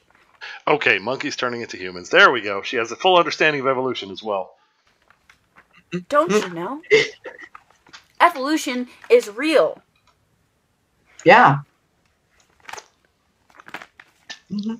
I hope so. I'd hate to be a When prokaryote. this is The your mouths of backyard, you can't babes. help but explore. What about your front yard? What about your house? Your house. You don't care about your fucking house?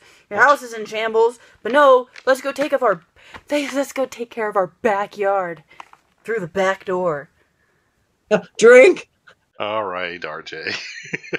He really does remind me of that skit in Saturday Night Live about the woman you meet at the party that you really shouldn't ask a question of, and she's exactly that kind of a person. And That's perfect. and you never want to meet her at a party. No, no, no. No, because they won't let you go. You can't end the conversation. They follow. All right. Oh, There will be nouns and verbs and direct objects. There will be strings of sentences forming occasionally, but they will be like a combination of popcorn and pus. Yes, it's awful. I've heard. Okay. Here we go. Yeah, really, it's not a very good snack. They tried freeze drying it. It didn't help it at all.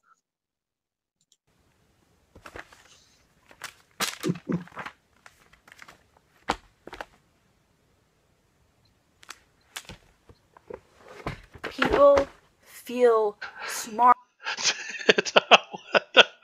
Okay, read Holly's comment before it scrolls off the screen.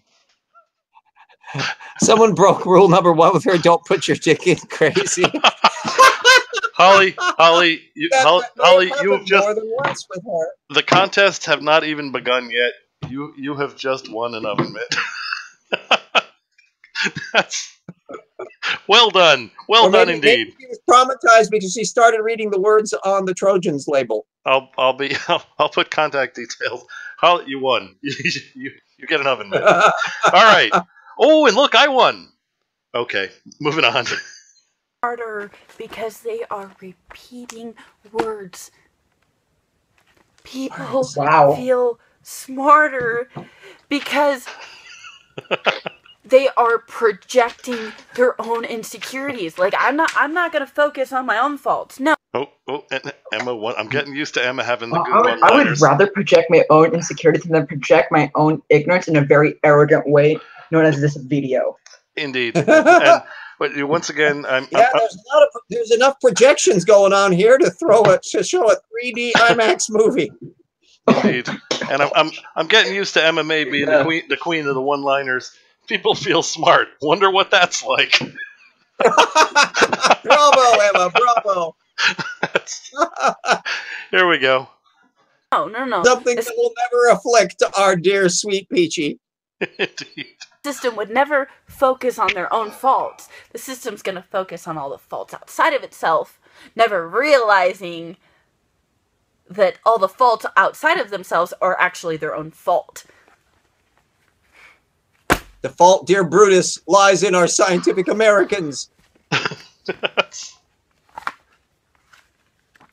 We're running I'm just waiting for her to go rambling on like many conspiracies and how something this will solve all so of that. stuck in this material world where they're more concerned with sex, with money, and don't tell me people in flat Earth aren't concerned with sex, money, and well, Scientific American seems to be a lot of sex stuff in there and a lot of money. Yeah, written in invisible ink in all those words about singularities. So it would seem, maybe we're just reading Scientific American from too close. A long time ago they used to do what was called ASCII art. ASCII art is if you looked at it up close, it was just a bunch of funky letters, but if you put it across the room, it looked like a person. We got to take another look at Scientific American because she's seeing things I'm going to have to not... bring down some of my old issues of those. There may be a whole new world there when I look at them when I'm 15 sheets into the wind on whatever it is she's on. Indeed. All right. Meeting. I'll just go with it.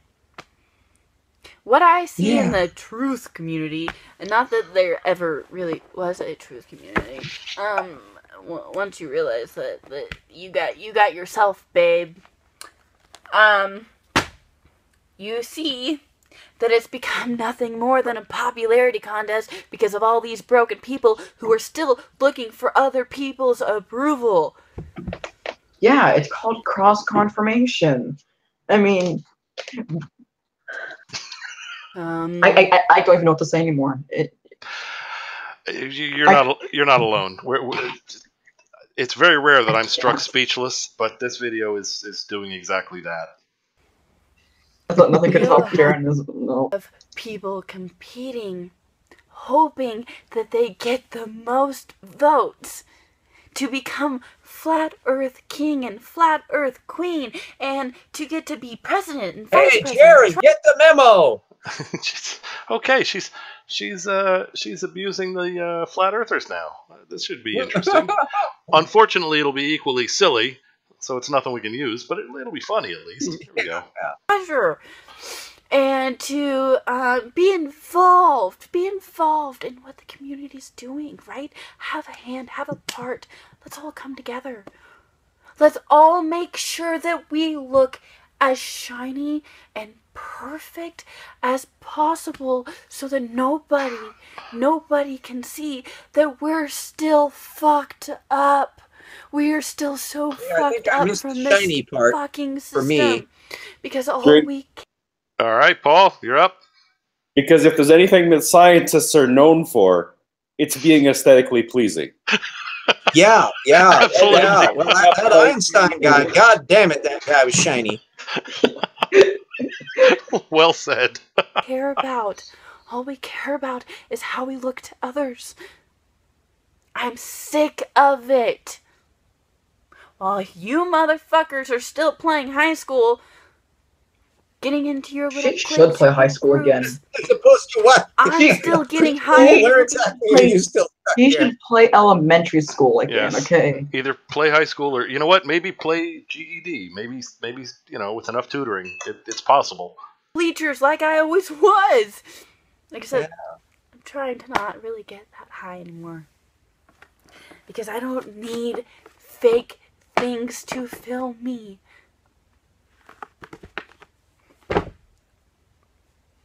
Dramatic pause. Einstein never knew a goddamn thing about the universe. He was just a prop to get you to think that the universe was something that it never really is. Really fucking. All right, so do you think she's going to tell us what it is? We'll roll him out at the Fermilab every once in a while and point, Einstein! Here, read another issue of Scientific American. Words, words, He words. solved Planck's problem of the electromagnetic radiation. He figured out, right, what was wrong with, gravity, and united it with special relativity, and he also found evidence for all of those. But, he didn't know a damn thing about the universe. What a damn shame. Indeed. And Yeah, well, why do I feel that she would make him march off the plank, gangplank? He also proved atoms. All right. She's looking up at the ceiling at the psychedelic spider that is about ready to attack her out of the Matrix. I think there's a lot of stuff going on with Peachy's visual frame that we're not getting. I think she just she might have just caught a glimpse of a word. Maybe so. Maybe so. Like maybe someone's just walking upstairs, like a book or something, and she saw a word, and she's like, "Oh no, you didn't." Could be.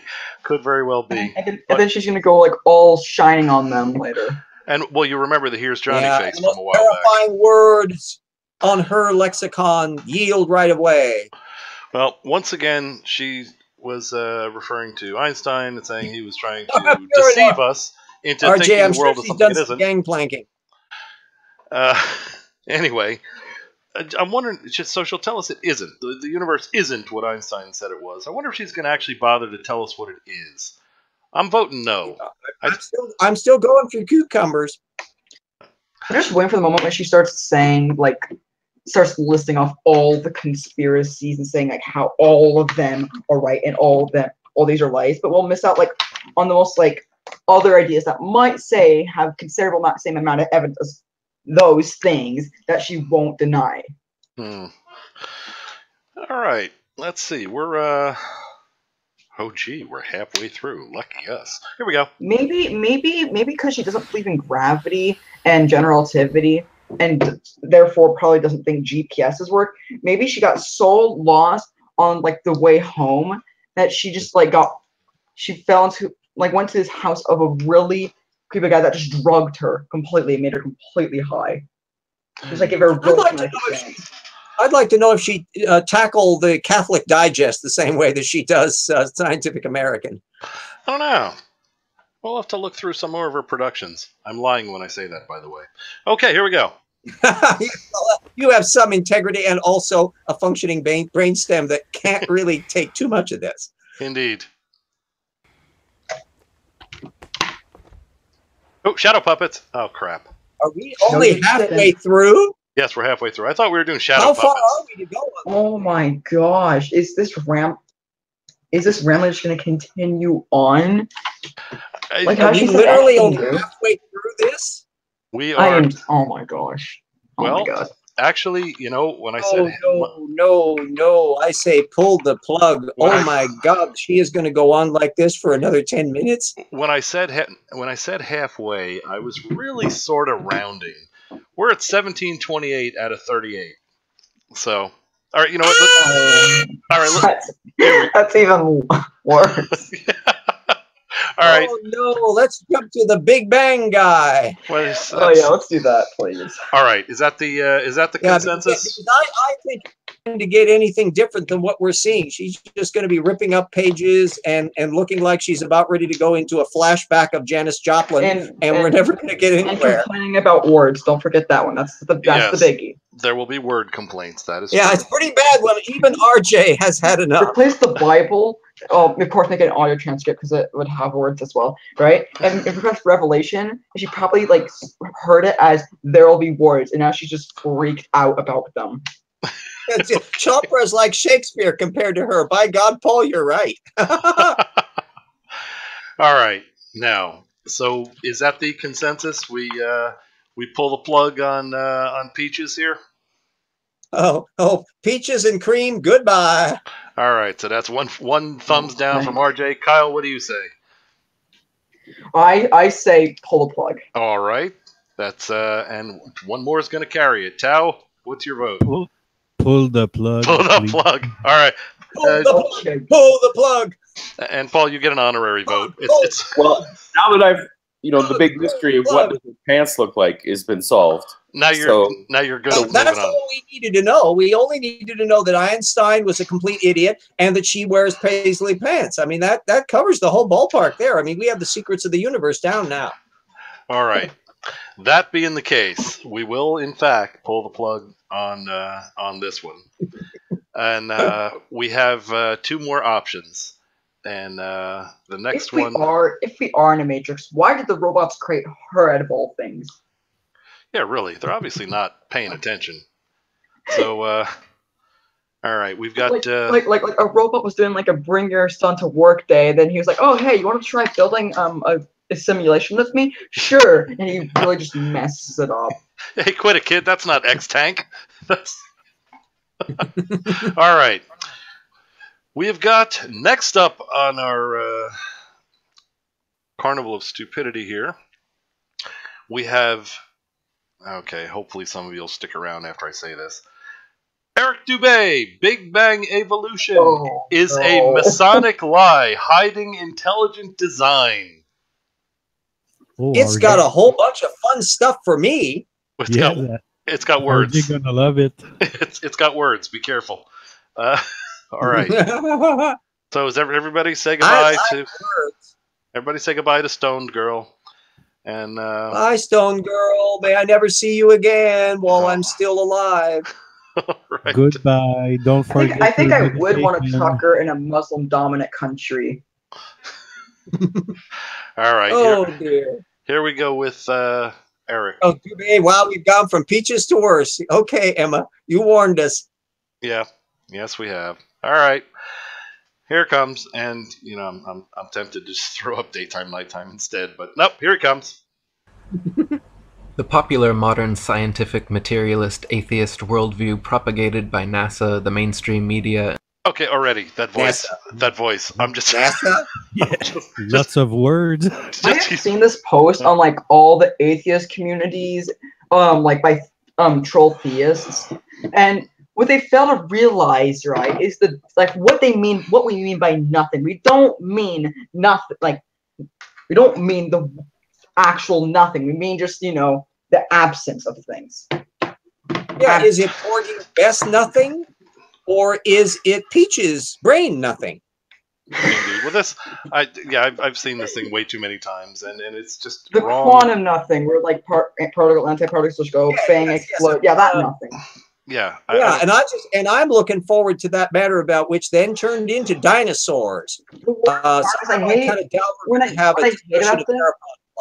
They always include these biased, emotionally attached adjectives like magically, which means that you can basically apply like anything. I don't know. Let's say it's really magical how I fall to the ground magically. Like, what could explain that?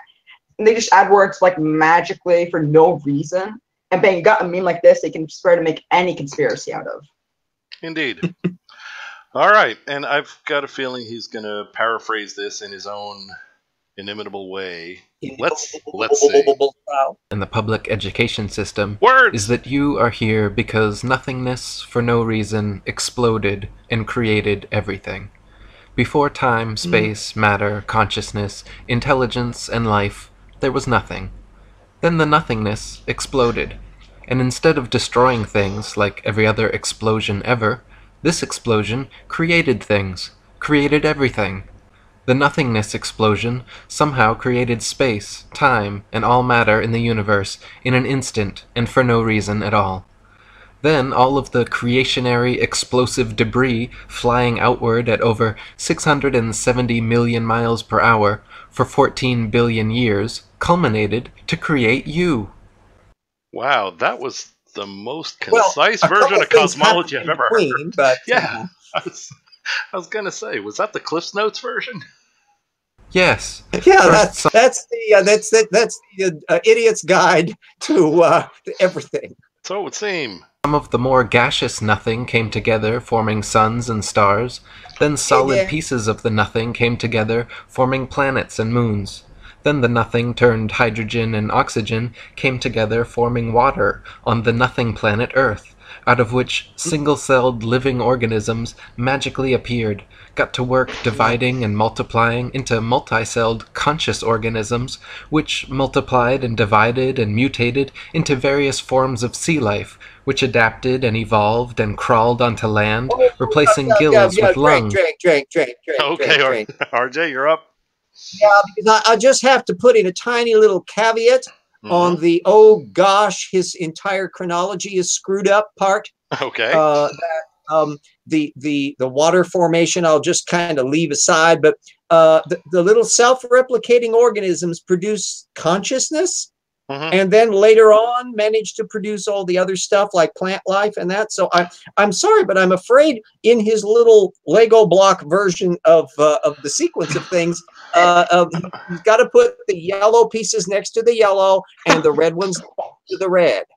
Yeah, well, it makes sense to him. It's the single-celled organisms. The single-celled organisms became self-aware and said, Jesus, we better evolve. So, I mean, it does... Brian tells us Dubay has a brain, he just never uses it unless doorstop counts. All right, back to the somewhat concise version of the universe as we know it. I'm waiting for that intelligent design in dinosaurs. Lost tails, grew opposable thumbs, and started grasping at straws like this ridiculous nihilistic notion of Big Bang evolution. Oh, that was sort of clever. That was sort of clever. The anthropic principle of natural selection can do magical wonders, except it's not magical because it actually has evidence, but let's ignore that because this guy can't discern evidence from magic. So it would seem. By the way, how many of us here recognize that as possibly a graphic representation of primitive Ediacara biota from about 560 million years ago? Okay, I would have to say not I, RJ. But you recognized it right off, didn't you? Very distinctive thing because it's formed from these little like palm frond shaped things. They're very unusual, very ribbon-like critters, or something that we don't quite know what it is because they're all completely extinct. But yeah, that looks like some of the Ediacara biota that he's cribbed from somebody's otherwise scientifically interesting video. And would these be the ones that he is insisting became self-aware and decided, God damn it, MMA we have to says evolve? totally RJ, yep. Thank you. Ah, okay. Here we go. The God materialist theory of evolution has been staunchly protected by the infallibility of science for... What did you say, RJ? Oh, that was trilobites. Oh, also yes. very, very distinctive little critters, which somehow or other, I think our Mr. Dubay does not really care too much about the actual things he's showing on the screen. No, we've seen that before, where they just keep flashing pictures while they ramble. And I forgot it's to... pretty pictures, there are no words. Yeah, I forgot to jack down the volume for Dubay here. It was, we had to throw it all the way up for Lunatic Girl before, because she was way quiet in her video. Okay, here we go. Over 150 years, but in actual fact, just as science has failed to find one true, valid proof that Earth is a ball spinning around the sun, scientists have failed to discover... Do you notice we're not even bothering with that crap anymore? We don't even... Yeah, it's like a small asterisk. Oh, he just managed to flush all of his brain down the drain. Continue. Indeed. Discover a single piece of evidence that the material world is a product of blind chance evolution. Furthermore, it's like a person that just like it's okay. Let's see how can I put this in an analogy? I can't think of a proper analogy. Never mind. You want us to come back to you? Kyle, up to the board. Dubay is to peaches as aardvarks are to something that is just as aardvarky as the other thing. Okay. I'm going to hit play now. Actually requires and presupposes many other claims which have already been proven false in previous chapters, such as the plurality of worlds, Newton's theory of gravity. That Newton guy wrestled down, have you? Yeah, I'm sure that would be a breeze to take down Newton. Yeah, boy, yeah, that was a bagatelle. We're going to take on there, and we're going to square that circle, sure. Einstein's theory of relativity, stars being distant suns, and Earth being a planet, not a plane. Okay, these are all the things that he says. Would that be like a DC-3, or would it be like a Boeing Stratofortress? All right, so that was a list of all the things that he personally has disproved in previous episodes. This man is, what accomplishment! My heavens, how did he manage to get those Nobel Prizes? It's like he ignores. It's not like it. He does. He ignores all the evidence, just wipes the board clean, and then says, "Show me the evidence." And I'm sorry if I'm impersonating Wendy Wright and giving you guys nightmares, but he's like, "Show me the evidence." Oh, here's evidence. Wipes it away. Show me the evidence. Oh, see, there's no evidence. Exactly. That's basically what he's like. He's like he's take off the mask. He's a bit like. Have any you seen the Wendy Wright versus Richard Dawkins? I won't call it debate, discussion. Basically, he's Wendy Wright. That's how I'm gonna put it. Yeah, well, there are two bullet points on their PowerPoint slide. One, show me evidence I will accept. Bullet point number 2, I will not accept any evidence you produce. That's it. That's how dealing with these people. That's the kind of slideshow you have to deal with. So that is item number 4 on my Tortugan measurement list. So we've been there, done that. David Bowie created the universe. All right. Yes, I know. Yeah, actually, that makes better sense than some of the stuff that I've heard in some of these videos. Yeah, David Bowie is the creator of the universe. Oh, yeah. Well, at least he could hold a tune, and that way he could at least get Peachy happy. Yeah, Paranor, that is the one you're thinking of. Nobody remembers Heart. They had a whole song about the Magic Man. Here we go. Harun Yahya wrote, "Evolutionary theory claims that life started with a cell that formed by chance. According to this scenario..." Okay, we might as well throw the drinks in there because I purchased an inordinate amount of beer for this evening. Fucker. That's my... Am I assuming everybody in the room knows who Harun Yahya is? Nope. The writer of my heavens. Oh, and a brief discussion, because boy, that was a rib tickler. He is as fascinating to me as Kent Hovind. Harun Yahya is Adnar Aknar, or whatever his name is, from Turkey. An extreme right-wing rich guy who kind of looks like Ricardo Montalban mixed in with Erdogan in Turkey. And he is an anti-evolutionist right-wing nutball who basically hires a bunch of little people that he doesn't pay to write zillions of websites and books telling you about how evolution is such a crock. And so he is about as reliable a source as Peachy is. Okay, this might be a little off topic, but would you rather deal with the most left-wingist feminists or the most right-wingist anti-evolutionists? They're methodologically probably not all that dissimilar. But actually, it's quite weird that you talk about that guy in Turkey, because Turkey officially decided to to stop teaching evolution in school. Really? Yeah, it'll make Harun Yahya happy. He's an Islamic creationist. He has a kind of a semi-fascist quality to him, and so the current administration, I think, is a place he's really happy with. I follow him on Twitter. He's got like a zillion different accounts under varying names, some of which are in foreign languages, but they got an automatic translator in them.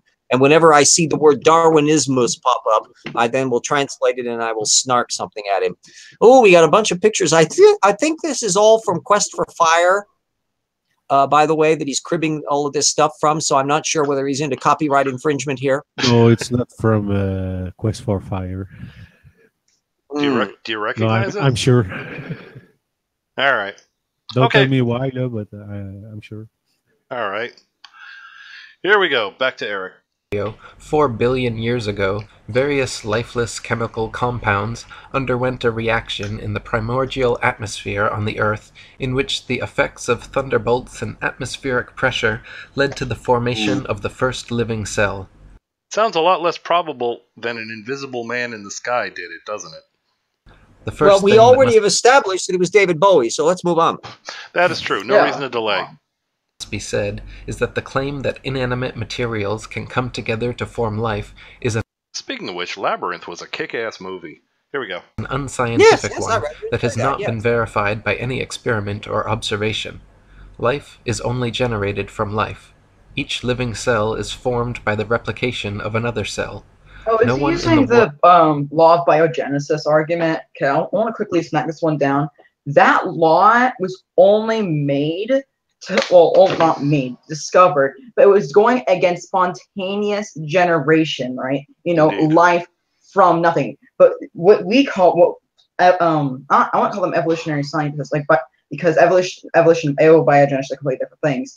Abiogenicists, they say that no, life didn't come from nothing. That came from this. So it's an inherent straw man of what we believe in. Indeed, and again, it's sort. If you look at it, it's sort of the same problem with the flat earthers, the Gerons of the world, and all that. It's sort of a scale issue as well. The two being, I mean, one being a relatively short term. I mean, looking at a month and a half. No, those flies didn't just come out of nothing, and one is on a much greater scale, the absolute origin of life. So again, it's a scale issue. You don't seem to understand. All right. world has Well, ever it's also the origin or bust argument, where they're trying to use it as a jujitsu mechanism to eliminate all of evolution. But it doesn't matter how life originated. We still have lots of evolutionary evidence independent of that. And even old Louis Pasteur warned the creationists of his period, don't use this argument, because what if the scientists crack it? That means you got to give up on God. Nope, it's a slippery slope. Just back off. But they haven't listened. And this nincompoop who thinks Harun Yahya is an authority figure, apparently, but he thinks the world's flat. What can you do? Indeed. All right. succeeded in forming a living cell by bringing inanimate materials together, not even in the most advanced laboratories. The theory of evolution faces no greater crisis than on the point of explaining the emergence of life. The reason is that organic molecules are so complex that their formation cannot possibly be explained as being coincidental, and it is manifestly impossible. All right, Drink. Yeah, all right, Drink. Coincidental is not. No, it's not coincidental. Someone should let him know of the Miller-Urby experiment. They've moved way beyond that, frankly. And indeed, there's a whole bunch of recent papers on the autocatalytic RNA elements that have just been working out even more about stuff, a little bit by little bit by little bit by little bit. But even if a life were a miracle, or even if it's sufficiently complex that it can't be replicated easily in a laboratory because you'd need a vat the size of Connecticut and we'd have to stir it for 100 years. Yeah, we still would be guaranteed to. You wouldn't make the reptile-mammal transition go away, and you won't make this poor schnook ever think that the Earth is a sphere. I want to add something, is that when people say it's like a miracle life form, it would a lot like everything looks how it is and why, you know, we can have this and that in life. It's not really that remarkable, right? Because in order to observe the universe, you must be alive, which then basically prenecessitates that the world must be suited for life. So what are you getting at here? Well, he hasn't even gotten to the anthropic argument. And of course, intelligent designers just go run amok on that one.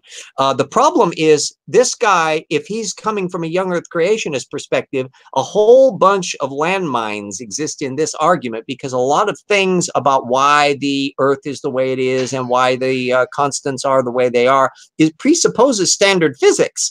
But remember, this guy has managed to dispose of Newton and Einstein and the sphericity of the Earth and Galileo and the whole 9 yards. So I'm not sure that he realizes that he's been chopping off all of the props of the argument that he wants to defend. Okay. 3.5 minutes out of an hour. That's all I'm saying. Here we go. For an organic cell to have been formed by chance. Okay, again by chance. Oh, I'm sorry. Drink. Again by chance. It's not chance. It's freaking chemistry. And if you want to back it up, you think he's going to back it up to? Oh yeah, you already mentioned Big Bang. Gravity has a hell of a lot to do with it as well. So it's not chance. We know that gravity stuff is a myth. Remember, we saw the blue toilet bowl. We did see the bowl. So yes, you're right. It uses words. It also science experiments. And it uses words. It also must be false. All right, see how this all fits together? Yeah. Look at this diagram. Nothing but doing words. Science here, damn it. Absolutely. How could all the interconnected and compartmentalized components, the cell wall, the cell membrane, the mitochondria... Mitochondria, nice example. Explain that one, Eric. Proteins, DNA, RNA... I bet all he knows, I bet all he remembers is that's the powerhouse of the cell. That's it. Probably. That is probably the case. But yeah, how'd they get there? How'd they get there? Fill us in on that one. Do they even belong there? Ribosomes, lysosomes, cytoplasm, vacuoles, nucleus, and other cell parts magically come together and create conscious, intelligent life from unconscious, dead matter. Just making one average-sized protein molecule is already composed of 288 amino acids of 12 varying types, which can be combined to 10 to the 300th power different ways. Of all those possibilities, only one forms the desired protein molecule, and there are over 600 types of proteins combined in the smallest bacterias ever discovered. See, there it is. It wasn't the desired one. Lots of molecules formed. That's just the one that worked.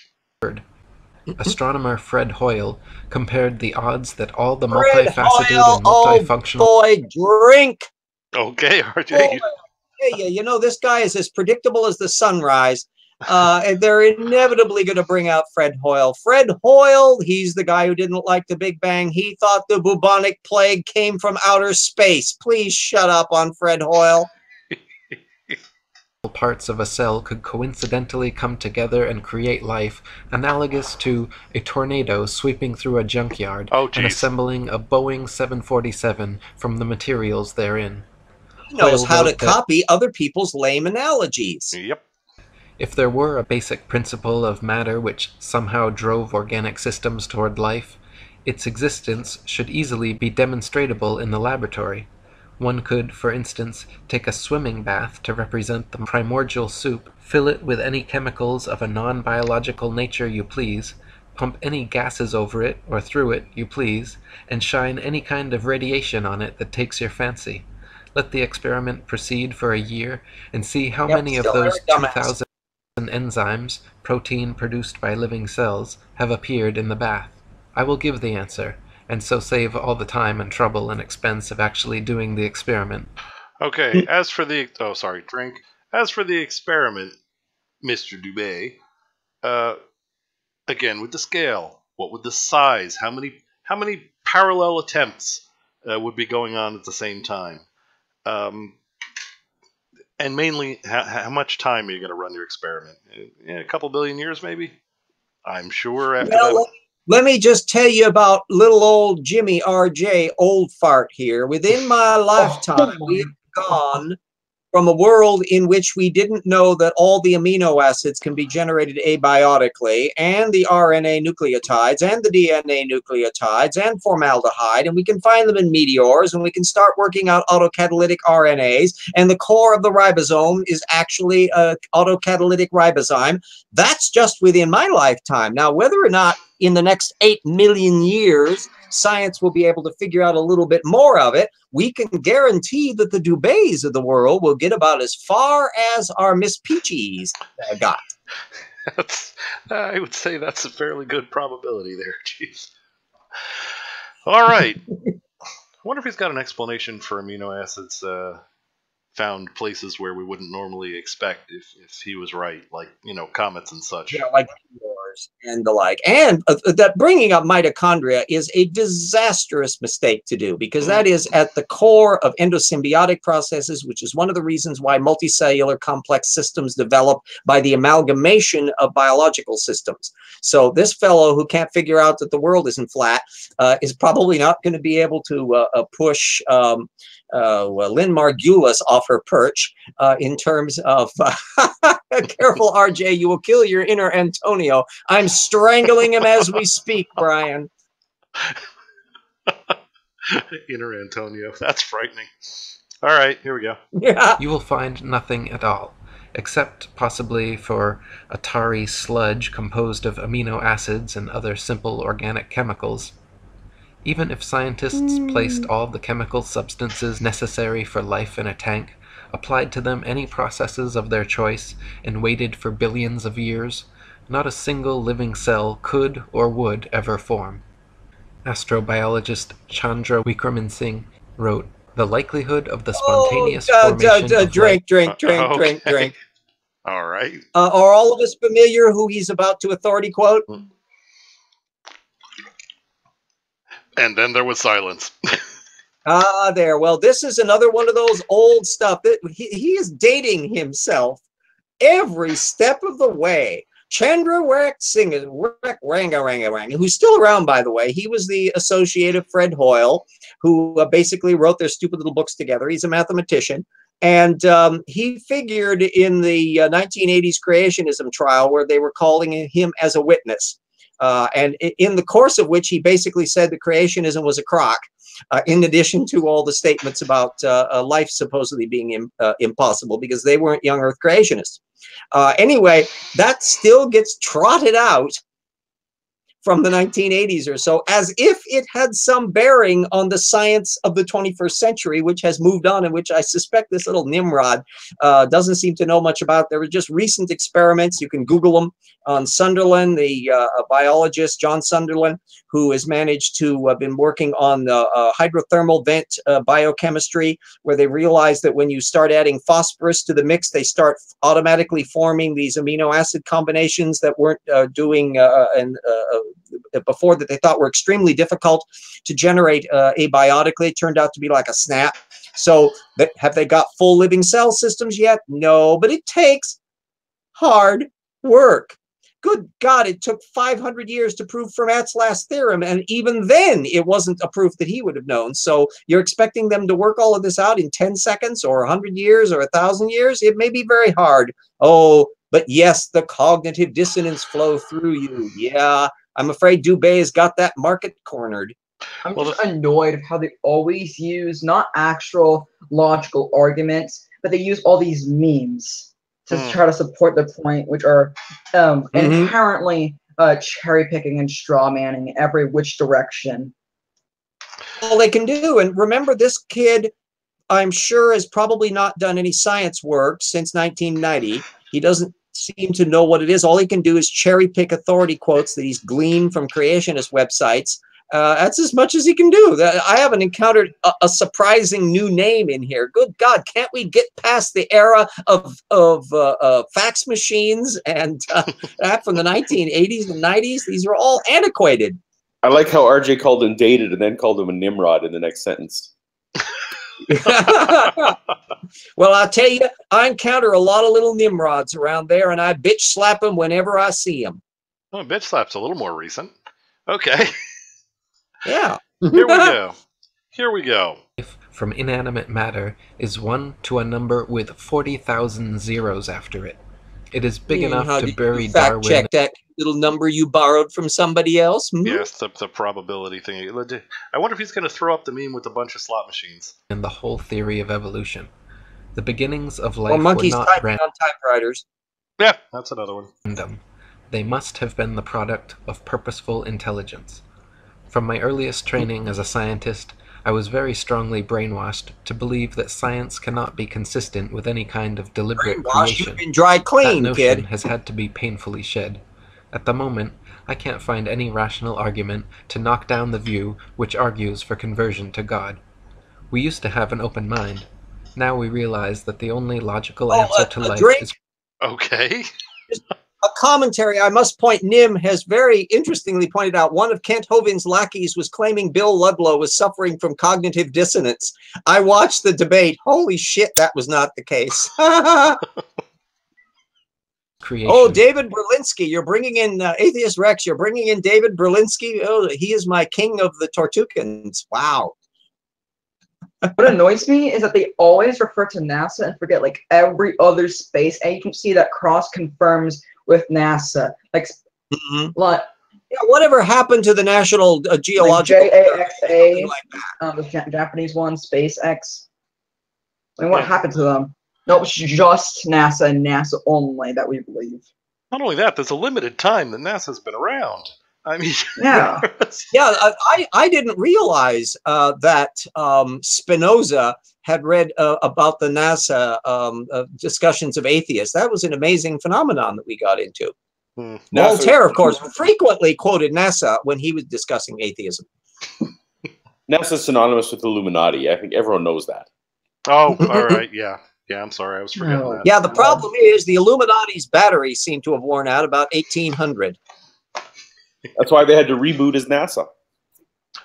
Yeah, there we go. We got it all figured out. Now, if I can just figure out how to bring the penguins in, we will have the complete unified field theory of Nimrod. Again with the penguins. Here we go. And not accidental random shuffling. Yep, accidental random. No! Harun Yahya wrote, scientific proofs from such branches of science as paleontology, microbiology, and anatomy reveal evolution to be a bankrupt theory. It has been stressed that evolution is incompatible. All right, RJ. I can point out, by the way, that not only is it a danger to draw on Harun Yahya for anything, including that 1 + 1 = 2, but I've made a point since I've been following him of frequently trying to throw the reptile-mammal transition at him whenever he tries to bring up paleontology matters, because this guy knows diddly squat. All he's done is copy a largely intelligent design material now, because he started out copying young earth creationism for one of his books, and then I decided he didn't want to be a young earth creationist after all. So literally, here is a flat earther relying on somebody who is a non-Christian, Muslim, non-geocentrist, non-flat earther creationist, who would therefore disagree on principle with virtually everything in this video. Strange little world, isn't it? Indeed.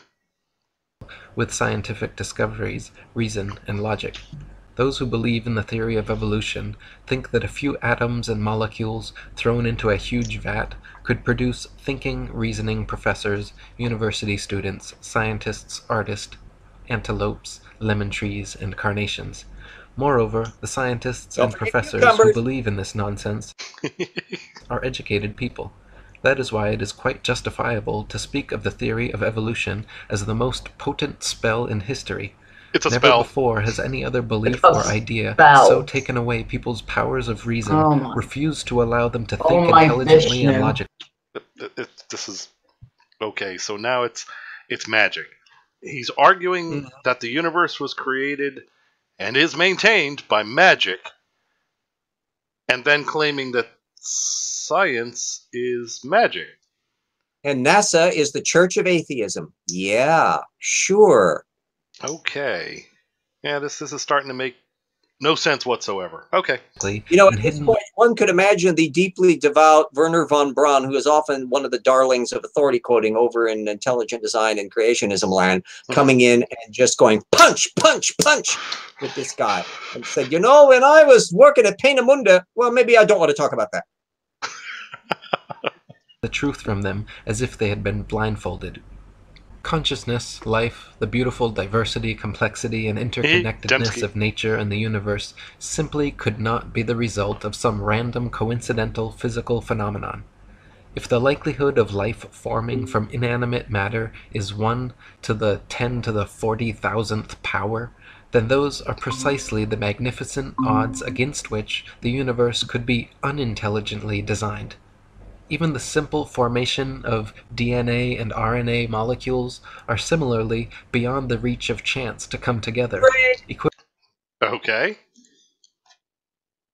So, here yet again, in the misplaced authority quoting department, he manages to cite Bill Dembski, who is not a geocentrist flat earther, who would regard them with absolute contempt, and who, by the way, has never managed to apply any of his theories to actual DNA, which kind of casts doubt on the ability of intelligent design to account for DNA, the failure to actually discuss any of it.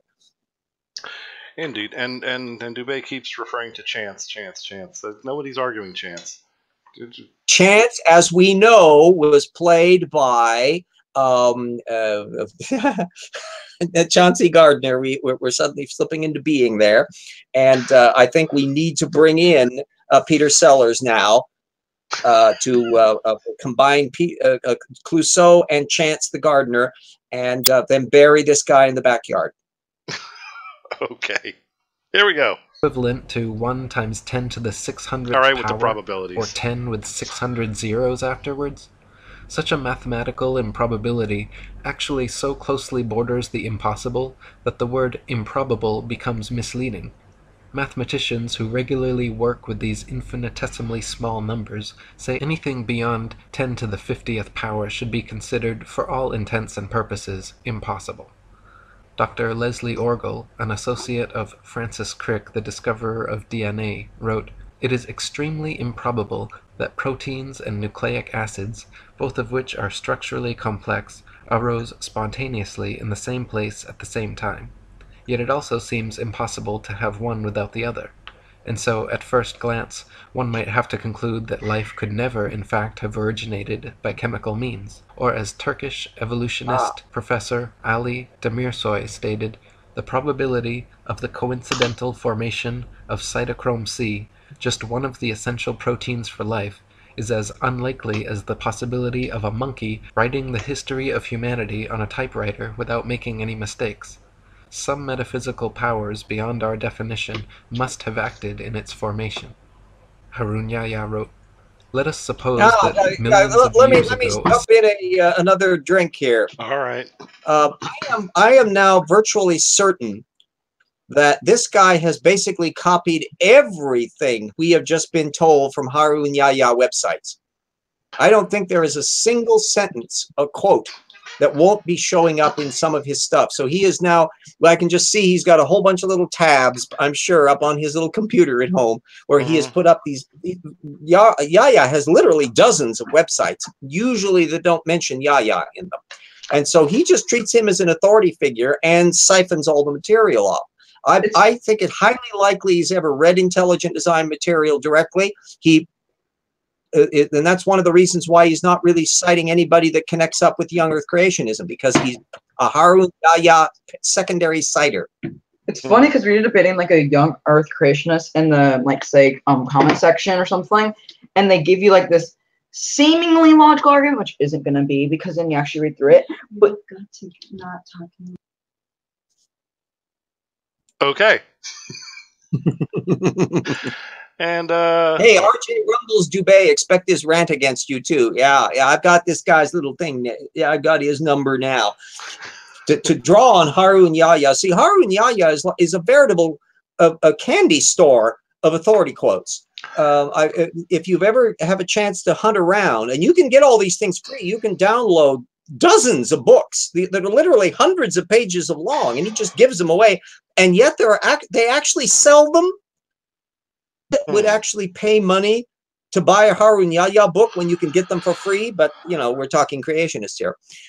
So he's in a weird little worldview here. And it's essentially channeling intelligent design arguments that this guy then channels secondarily. Very gradual change we can believe in. Now that gives a little snot mark at Obama on top of which, so we're probably dating this stuff to about 2008 or 9. Oh, bye, Paul Inns.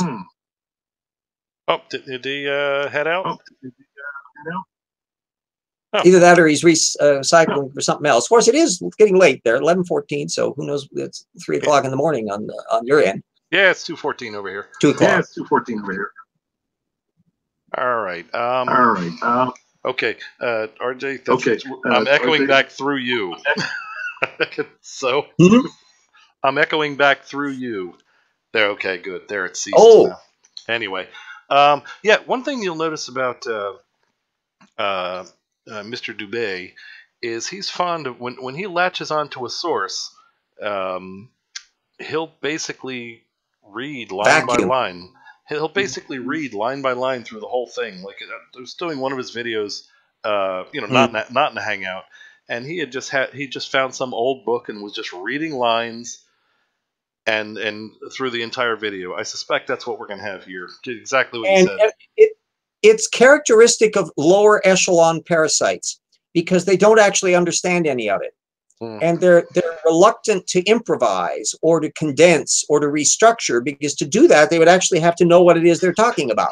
So for him, it's just a character string that he's copied from a text that he regards as authoritative. So he's got to make sure he copies it and repeats it all, because he might be missing something that might be critical, but he doesn't really know if he would be missing something. So he's got to put it all in. Indeed, but I mean, this works for him, for his audience, because I'm sure you're quite aware his audience generally is not going to go looking. They're not going to use Google for any unintended purposes. Fact checking? Hell no. Yes, they will not put in a search string that might produce results that are contrary to what Eric has just told them.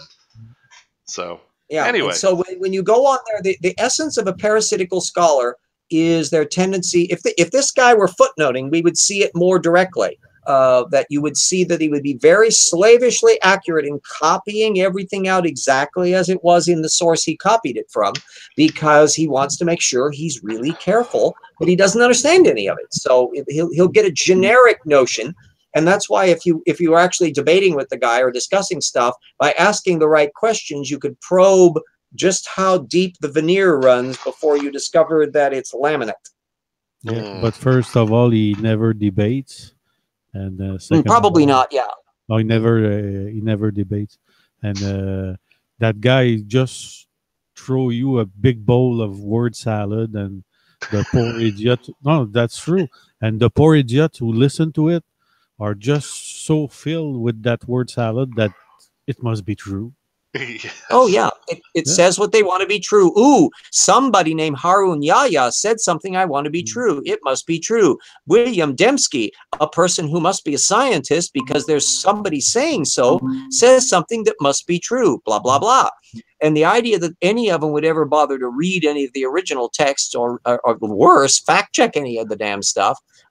This is the essence of parasitical scholarship. The difference between him and Jeranism is Jeranism actually tries to do his own material at his own level. He comes up with his own lame graphics. He comes up with his own pathetic little experiments. But this guy is actually operating methodologically way down below, much more at the Kent Hovind level of simply repeating other people's stuff, regurgitated for him like the little bird dropping the stuff into the mouth. Yeah, because he made his name when he started doing that kind of shit.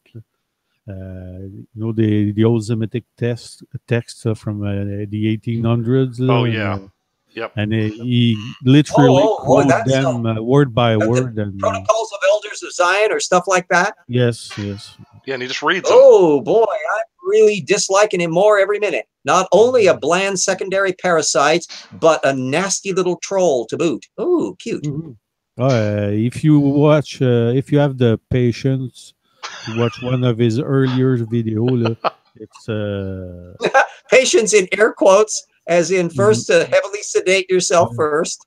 He has always the same patterns on his videos, so he don't really do real work about it. He just collects stuff and that's it. He pile it on a big bowl of. It put lots of word salad and lots of bullshit dressing and shake Rich it up Man and says, serve it. The rat ate the word salad in Mr. McDonald's garden. Sorry for stomping on you, Tao. I thought that was a good line. No, it's okay. Dude. And Eric, Dubay's not even good with internal consistency. He's not even consistent with his arguments. He's with the fixed and immovable Earth, right? Mm-hmm. And then he went on to explain in another video the tides, which is because the flat Earth happens to be just bebopping around on the waters of the Great Deep. So we're both fixed and unmoving, and floating around up and down on the waters of the Great Deep. So yeah. Well, that would be consistent with his parasitism, because he would be copying an argument from one source that is effectively incompatible with another. It would be like the tarot card designer one time when I just burst out laughing because they had taken two completely incompatible tarot card systems and just grafted all the pictures together to make one kind of universal design, and they didn't realize what the hell they were doing. It's like putting English and metric together on the same thing. So RJ, you're saying it made the resultant deck of cards less effective at predicting the future? At predicting the future, but pretty pictures. Okay. And I would have to say that as a discipline, tarot card designers make much prettier pictures than either Peachy or Dubay do a pretty thought. Okay, I would have to agree. Because if he did some. Can I just say that Eric Dubay is like the Jackson Pollock of science? Well, no. Yeah, you could say that. Okay. Jack the Dribbler. Because that guy sometimes show his face on certain hangouts, and you see that that guy he cannot he cannot think.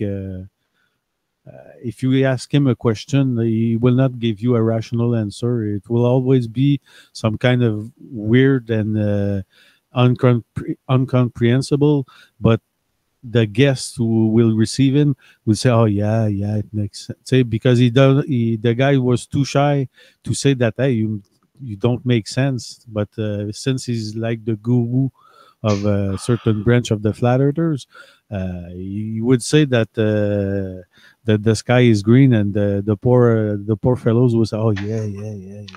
But So- how do they go on for this long without? Or let's say in the early days, nobody said you're high. What the hell are you talking about? I mean, wouldn't you think before he became the king of all flat earthers or whatever But it's more because of his style, because he has some kind of new age peace and love style, but at the very beginning, and it make for my point of view, it's make people more appealing to it because this kind of new age things, and there's a lot of people who enjoy those kind of stuff. But since 1 year or 2 years ago, he started really to begin to be more anti-Semitic and other stuff like that.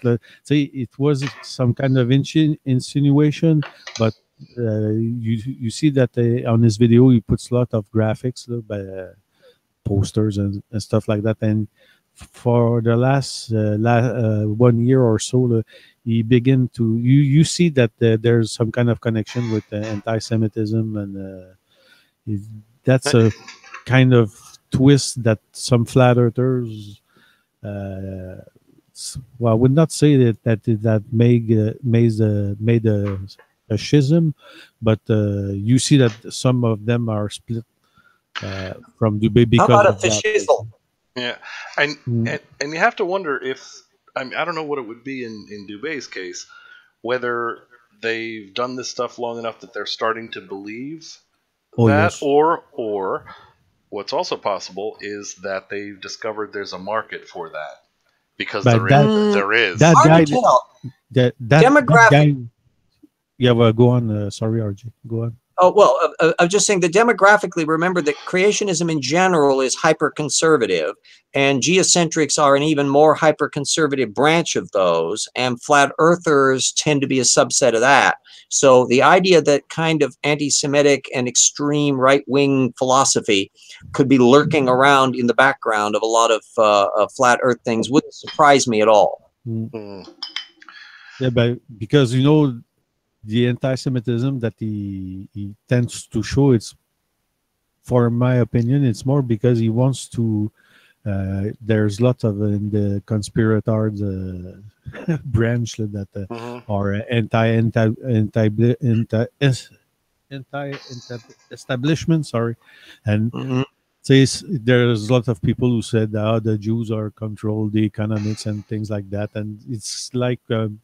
Say adding a new layer on his bullshit to grasp more followers, Yeah, so well, pseudoscience connected up with Nazi Germany rather intensely. There was a Himmler in particular was into every little wackaloon viewpoints about Atlantis and everywhere else. That's kind of like the archetypal Nazi hunting after Indiana Jones. That's your Himmler type.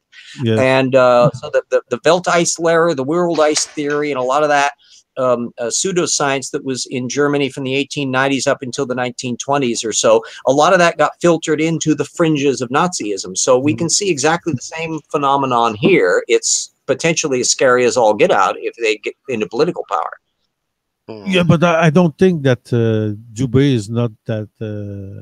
It's not more about politics for him. It's really to just impress the gallery and add people. because like I said, when that guy talk live on something, he is so incoherent that you have to be a fan to just say, "Oh yeah, that makes sense." More incoherent than Peachy. No, it's not the same type. It's not the same type because I know personally that guy is a fucking psychopath for me and sociopath, but you cannot underestimate that guy because he made a name from Yeah. himself. But Well, excuse me, we got President Trump. I don't underestimate anybody anymore. no, but what I mean is that guy is probably quite intelligent and he knows a bit of his stuff, but he's a fucking psychopath. Sorry. Well, I'll have to kind of look into him to see if I've got some information on him or add to that to put him on my people to track at arm's length. Well, would not. Oh yeah, the Thule MMA is correct. You know, you're also a wonderful font of information that reminds me of things. Yeah, the Thule Society, IIRC. Yeah, that's a whole bunch of material relating to the Nazis, and it tends not to get mentioned too much because everyone is like understandably paying attention to the really serious shit. But it played a fascinating underground role in the weird theories of things at the same time that they were complaining about Jew science. But if you watch Ancient Aliens and stuff on History Channel, you will have plenty of stuff with Himmler and his weird quest. Thanks to Indiana in fact, Jones. occasionally Hitler was kind of the rational one of the bunch in this area because he would occasionally put memos out to Himmler saying, "Stop chasing after all this stupid, weird shit. You know, go and kill Jews what you're supposed to. Stay focused, focused."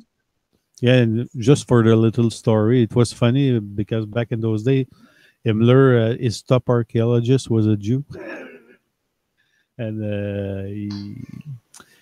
he was a he had some kind of issue with it, but the guy managed to escape to Switzerland or something like that. But it was funny because his main archaeologist was a Jew and he didn't know it until he fled. So that's a little story. Okay, let's see. All right, just before it gets too late, here, let me update this. There we go. Yeah, just while I know Emma's still here and hopefully Holly is still here.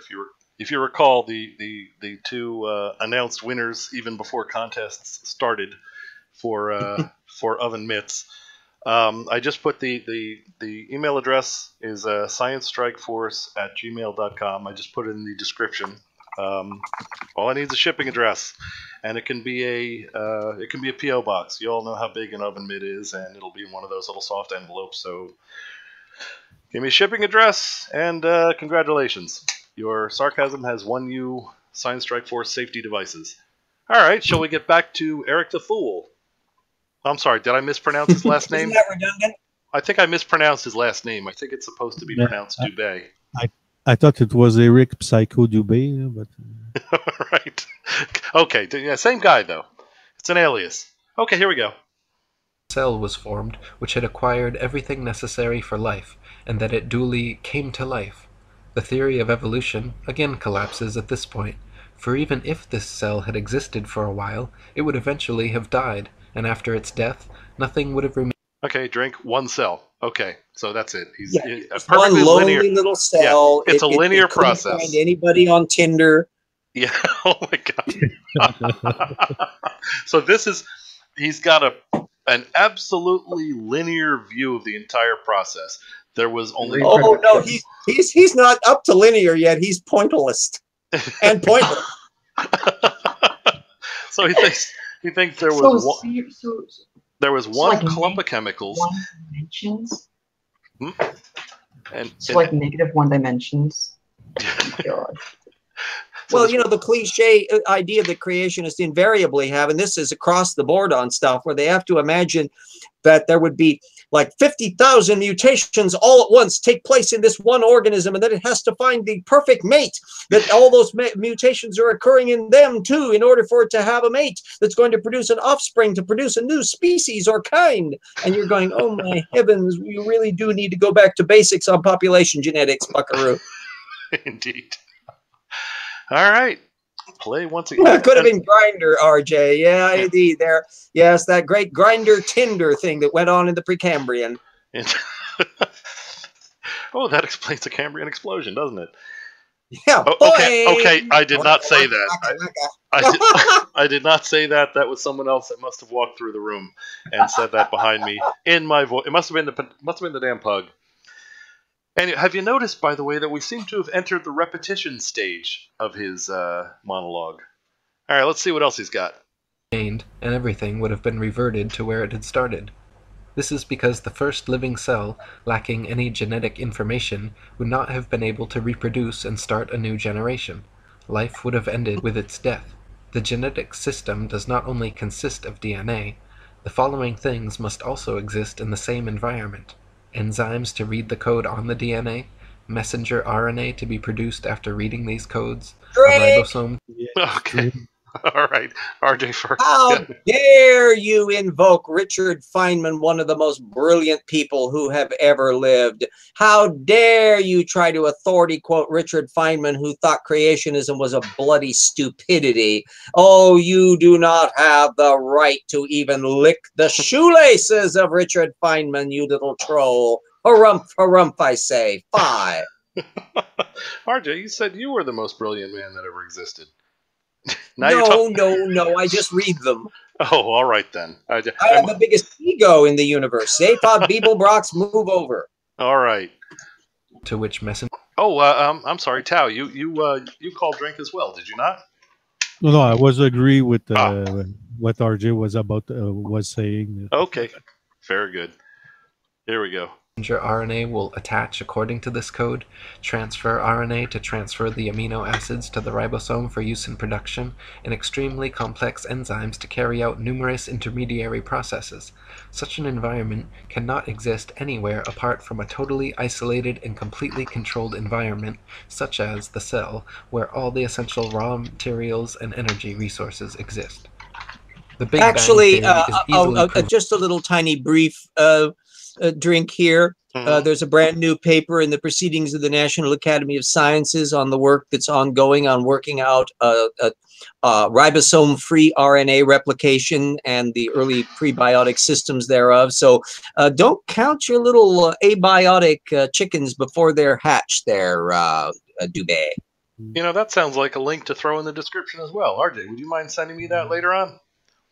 Oh, yeah, let me hunt around for that little puppy. All right. Yeah, you don't have to do it now, or as long as we don't forget, because that will be someone might be looking for that. I know, so stacked. All right, here we go. Back to Dubay, and I'm sorry. False, as the nature of explosions is to destroy, to break things down into their constituent parts, increasing chaos and decreasing order. Explosions simply do not and cannot create things, causing disparate parts to... The Big Bang was not an explosion. Nice. Quite true. They have a lot of trouble with that. Expansion versus explosion. Oh, yeah, where is this blowing up there? It's like a great big balloon kind of blowing up. So wouldn't all those little pieces of the balloon blow out into the universe? Where? I don't know. We don't see any signs of that anywhere. I seriously hate Fred for making the term Big Bang the popular thing. Yeah. Well, it was originally the sarcastic thing. No. Fred Hoyle came up with it because it was an insult. He said this Big Bang, and unfortunately, it stuck. And everybody said, "Yeah, I kind of like that. We'll call it Big Bang." It was an expansion of space. It was not an explosion. Indeed. Combine into more ordered wholes, as the Big Bang theory contends. Similarly, the theory of evolution is proven false by entropy, the second law of thermodynamics. It is a fact that systems left to their own devices tend to become corrupted, disordered, and dispersed over time. Can I stop right there? There's a huge difference between complexity and entropy. When you look at say a graph, of entropy and complexity over time, you'll see as time goes on, entropy always increases. But complexity, the thing he's referring to, goes up a bit, then down. So two distinctly different things. Indeed, that's the thermodynamics argument is annoying every time it's used. It's never been used correctly. All right, moving on. Living or not, wear out, deteriorate, and decay. They do not spontaneously, by the way, 11 minutes, come together over time in incredibly implausible combinations, creating diverse, complex, and beautiful living forms.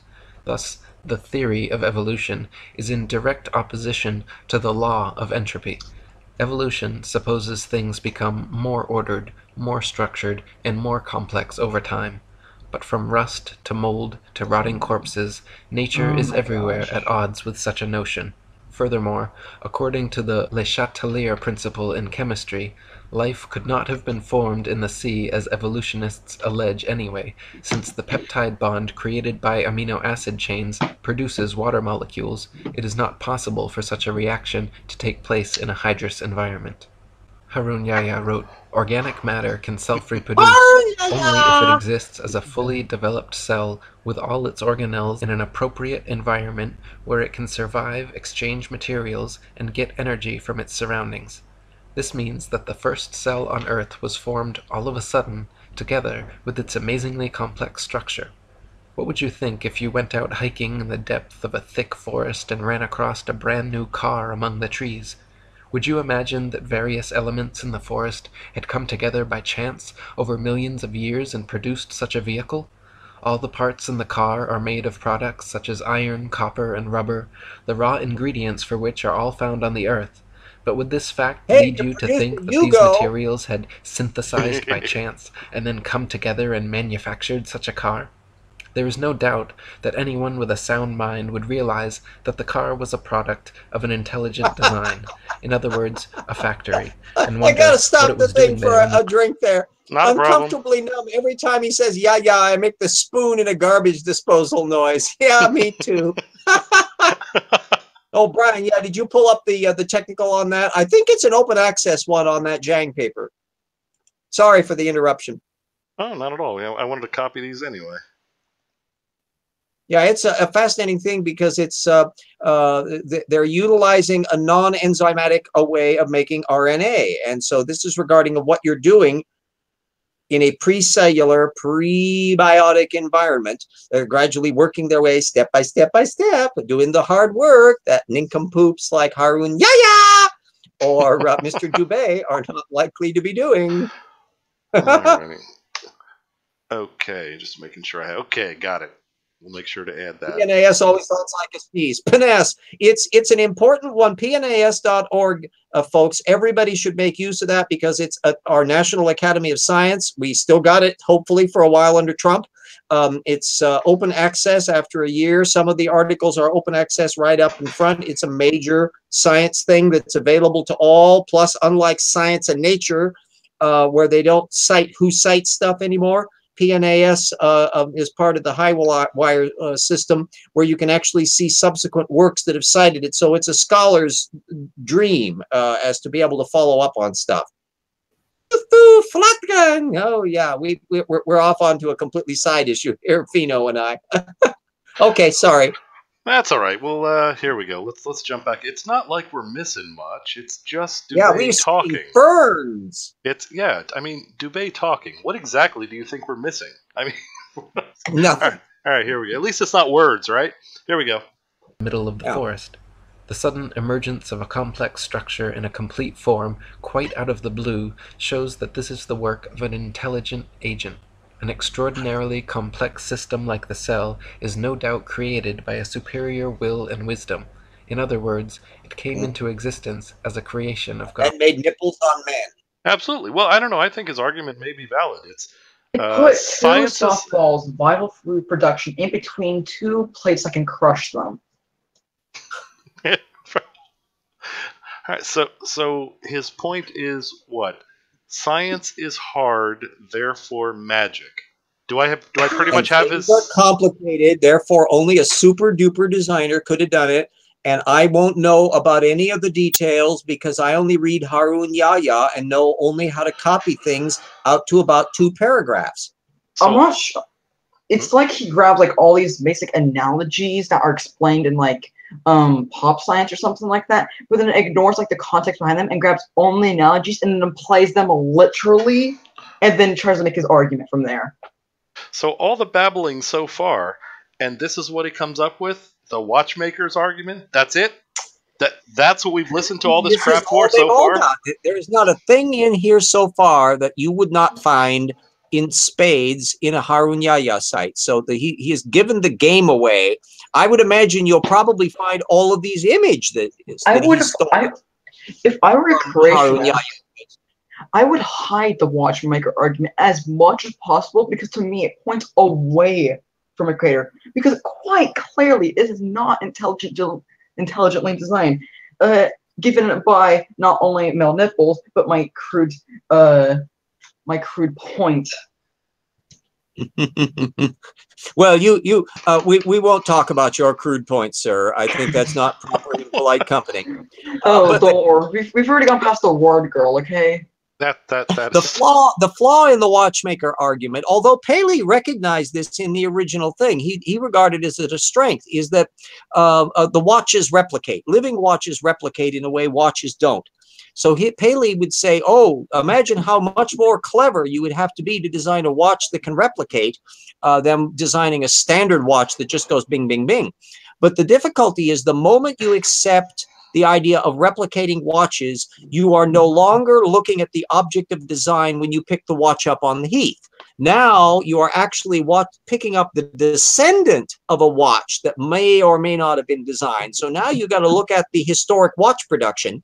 And at the moment you start doing that, it starts looking like evolving watches and not designed watches. So I went into that in chapter 4 of Creationism Light at the Troubles in Paradise thing. So I went into all of this flaws in the watchmaker argument and how it applies to Michael Behe and intelligent design. So I got all that crap in there. Read it, damn it. Are you shameless plugging early? All right. Yep. Okay. Well, we like you, so that's okay. All right. Moving on. Oh, I think that. Here we go. If he starts with "of what use is half an eye," I'm in. I see there's an eye coming up. If he starts with of what use is half an eye, I'm sorry, I'm ending it. I only have eyes for you. Many facets of nature are far too complex, specialized, and perfect to have arisen simply due to blind chance changes over time. Not irreducible complexity, not irreducible complexity. For example, the eye, with its various parts and mechanisms, all working together with the brain producing the sharpest, clearest 3D color images imaginable. Even the most advanced cameras and plasma screens ever produced by humans cannot provide an image as perfect in detail and clarity as our own eyes. Drink. Okay, you're up. The eye is a remarkable piece of biochemical engineering, but it's not perfect. We cannot see through night, through dark. We cannot see underwater correctly. Indeed. Can I add on? Continue, yes. When we take a glance, we don't memorize every single detail of the thing. We see it more as a mesh of textures, which there's this whole argument out, because then it becomes more like a camera. And our brain compile an amount of data and put aside other parts of the data that are filtered by the eyes. So. Yeah, Richard Brumby has a point there. Eyes, yeah, indeed. The astigmatism stuff. That was hilarious, because I attended a lecture in Seattle where Jonathan Wells and a bunch of intelligent design people were prattling on.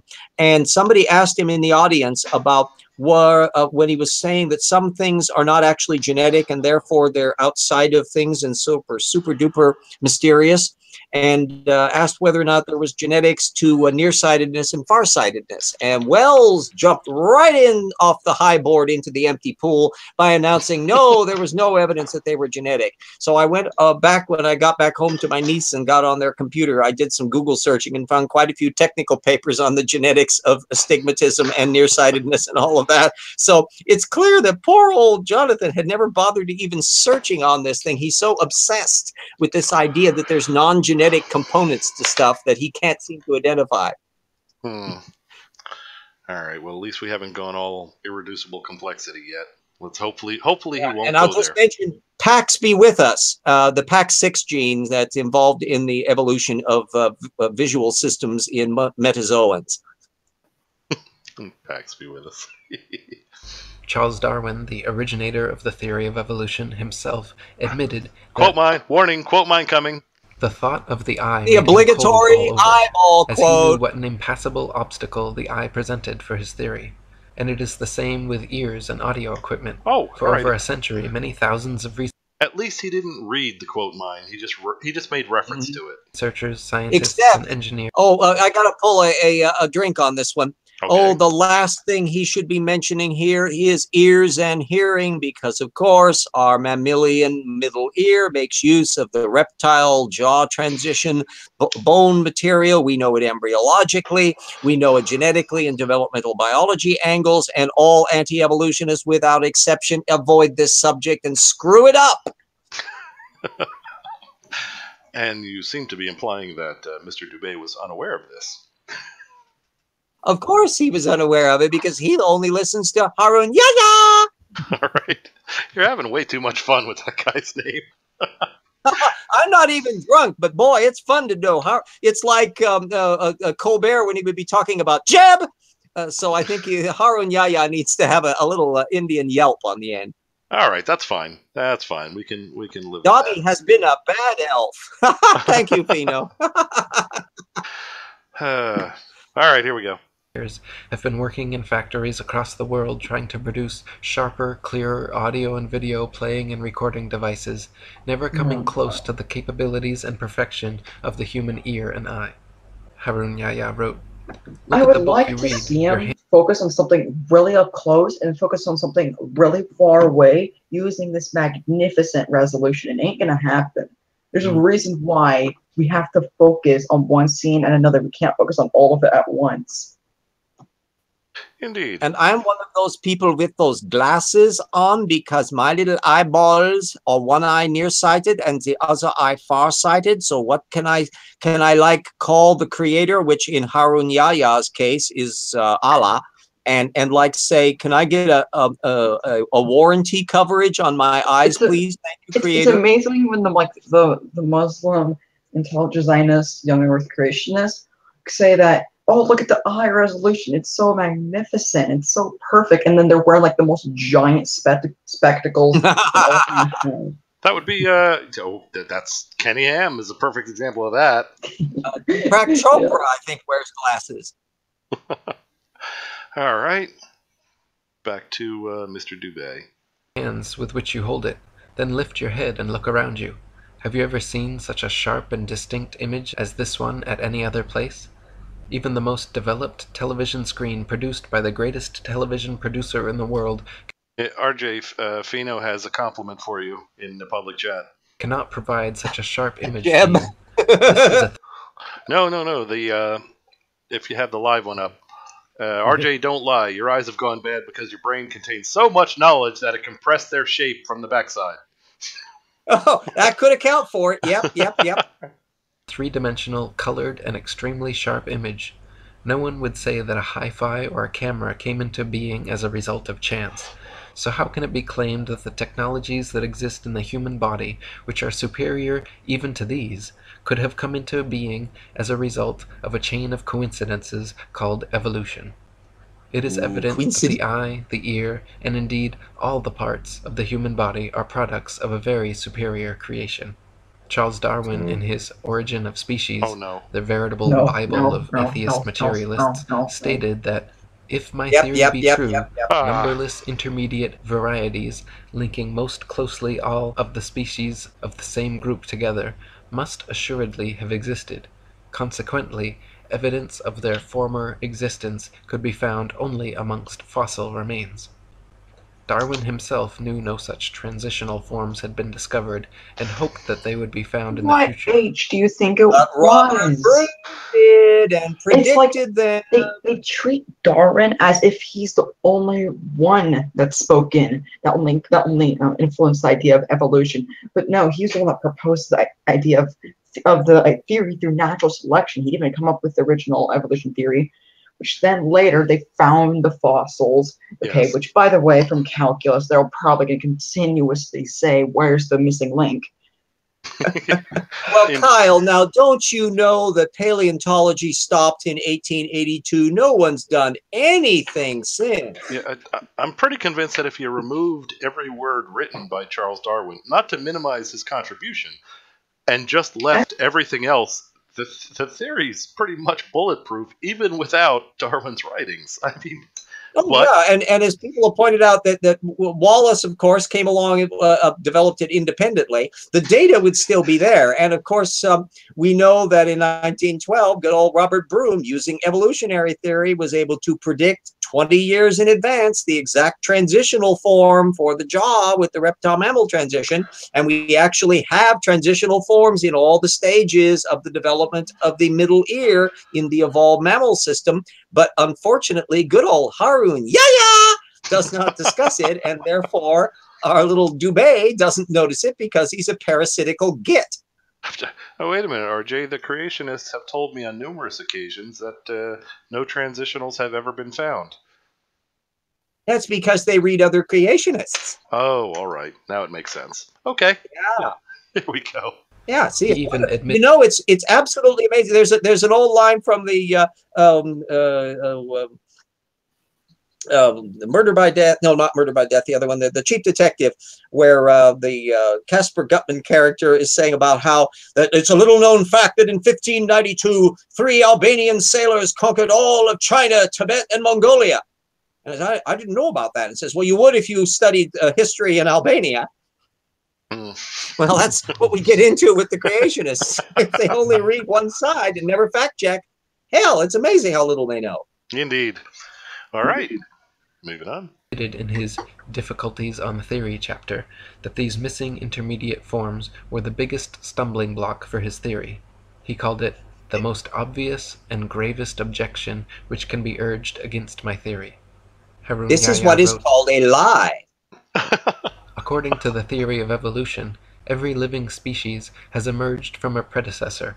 One species which existed previously turned into something else over time, and all species have come into being in this way. According to the theory, this transformation proceeds gradually over millions of years. If this were the case, then innumerable intermediary species should have lived during the immense period of time when these transformations were supposedly occurring. For instance, there My should have lived in apologies, the past. Yes, Rex, you're Albanian. I hereby rescind my... Well, maybe not. Maybe he was one of the conquerors. Oh, well, there we go. Yes, yeah. Put in your title deed there for Mongolia. Some half-fish, half-reptile creatures which had acquired some reptilian traits. Okay. Rhapsid. You don't think he's going to get into the crocoduck, do you? In addition might as well. Oh my gosh, this could be amazing. to the fish But traits. actually, probably won't, because that doesn't appear in Harun Yahya. See, I was looking forward to you saying his name again, and there you just said it normal. That's not cool. Okay. Harun Yahya! There we go. Which they already had. Or there should have existed some reptile bird creatures which had acquired some avian traits in addition to the reptilian traits they already possessed. Evolutionists refer to these imaginary creatures, which they believe to have lived in the past, as transitional forms. If such animals had really existed, there would have been millions, even billions of them. More importantly... Okay. By the way, the image that came up earlier is, I recognize because it's got Steven Serkis on it. That's relating to Archaeoraptor, the dinosaur bird Link smashed up in Fossil Flap. That was that hoax from 1999. You'll notice how long ago that was. It's terribly ironic, and I bet this little punky-do is not going to talk about it, but the fossil is actually formed from two different fossils, one of which is a perfectly fine Cretaceous bird, and the other one is another mysterious little thing that they actually found perfectly normal fossils of later on called Microraptor, which is an interesting little critter that has wings on both front and hind limbs, and they found quite a lot of Microraptors ever since. What turned out to be that the pieces of the hoax were much more interesting than the hoax itself. But this Nimrod, who only can quote from Harun, manages to not bother about the science afterward. We'll see whether he discusses Microraptor. Anyone want to take bet on that? It's well known that the Dubay don't believe in dinosaurs. So. Oh, right. Dinosaurs didn't exist. Well, That's no, right. The creationists actually do. They don't think they necessarily are what they want, but there's a tiny small niche of Seventh-day Adventism that doubts them. But it says we lived with them at the same time and didn't get eaten alive and repeat the Jurassic Park movie. Yeah, but Dubay does say he's got videos. Minus the technology. Exist. Yeah, because the Dubay really don't believe in dinosaurs. Never existed. Well, if he is, he's marking whole new turf in stupid tonight. No, it's because remember in the late 1800s when they start digging the dinosaur fossils, there were some market for it, and there were people selling fakes, fossil things like that. And so he's going with that. Yes, they're just making these little things out of plaster in Paris and selling them to the gullible paleontology museums. Yeah, because a couple of guys did some competition about that back in the 1800s, but therefore dinosaurs don't exist. Yes, if he ever tells that to Paul Sereno or some of the other working paleontologists, hell, I think Dr. Lowe from the University of Chicago, the Carnegie Museum, could probably beat this guy's little ass if he tried to make a claim like that in front of him. Mm. All right, here we go again. The remains of these creatures should be present in the fossil record. The number of these transitional forms should have been even greater than that of present animal species, and their remains should be found all over the world. Darwin hoped that transitional forms of animal species gradually evolving into different species would eventually be discovered at some future time in the fossil record. To this day, however, no such transitional forms have ever been found anywhere in the world. Darwin's observations regarding natural selection and adaptation were certainly correct. So-called microevolution of various traits and characteristics within a species has been confirmed and widely exists. But macroevolution, the supposed transformation from one species into a completely different species, has never been observed, and no evidence of such evolution exists. So you have like an organism, right? And they become isolated, I don't know, from some environmental thing. Let's just say the water level drops from when they initially were, and now there's like a big rock in the way, right? So now it's completely separated. You imagine what's gonna happen to the left one and the right one in this new environment, right? They're gonna start evolving differently and diverging. Eventually, they're not gonna be a species. They're gonna be so different they can't reproduce. I don't get why they can't get it. I honestly can't. Oh, well, because they can't conceptualize speciation. And that's because all anti-evolutionists, this is one of the gigantic blind spots across the board. Intelligent design, old earth creationism, Harun, and everybody else is that they have never been able to conceptualize speciation and then apply it to things. And he falls into this trap here where he says that macroevolution is one species turning into another. That's essentially what speciation isn't, because the macroevolution really is relating to much higher taxonomical levels. But the problem is, sorry, I know the reptile-mammal transition. That's from reptile to mammal, and we got every stage in the process. Yeah, jump in.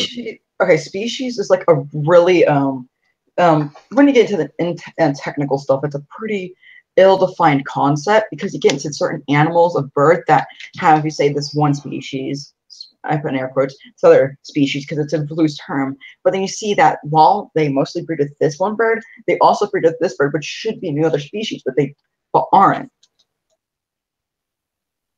Yeah, we've had a lot of fun in some of the other discussions going into all this stuff about the deems and avatars and subspecies. Jackson and I had a little bit running on that, where we go into that material in relation to baraminology and the whole issue. Species Darwin kind of liked the idea of species being essentially a temporary label that you slap on what you're looking at. And they tended more towards the idea of much more gradualism than what we now perceive, where there's allopatric biological species concept that more represents Ernst Mayr. But the thing is that there are a lot of factors that go into speciation, and I will guarantee you absolutely nobody at Harun Yahya will have ever studied any of that technical literature, and therefore there's nothing for this Nimrod to copy. Okay, we've called drink too many times. Every time you say yeah, I find it hysterical. I'm glad everyone finds that amusing. I really have got to do that from now on, because that's the only thing that man deserves. Oh my god. All right. Oh my Vishnu. Oh my Vishnu. All right, I feel guilty doing this, but I'm going to impose some more of this crap on you. Here we go. Exists anywhere in the fossil record. Colin Patterson, senior paleontologist for the British Museum of Natural History. Oh, Paul's hopping out. Bye, Paul. Hey. Thanks for joining us. Bye, Paul. No, don't leave us. Okay. Don't leave us alone with Dubay. I gotta say, he's just trampled again on the fact when you mentioned Colin this is Patterson. basic natural selection. When you have the zombies or the brain dead zombies like Eric Dubay, I'm gonna call him Dobby. Eric Dobby, right?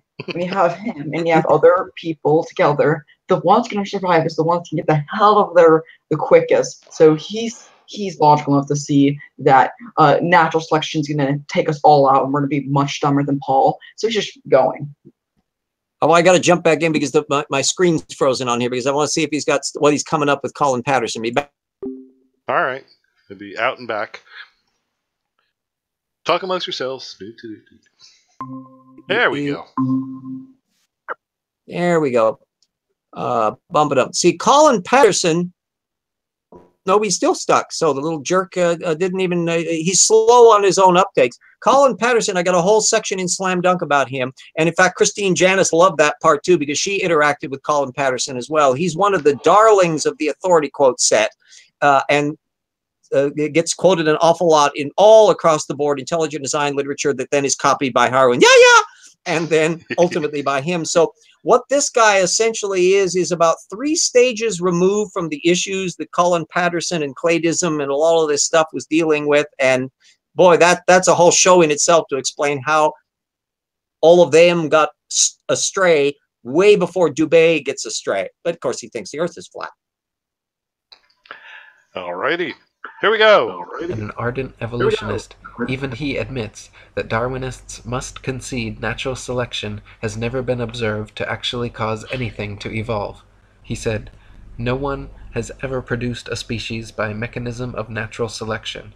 No one has ever got near it, and most of the current argument in neo-Darwinism is about this question."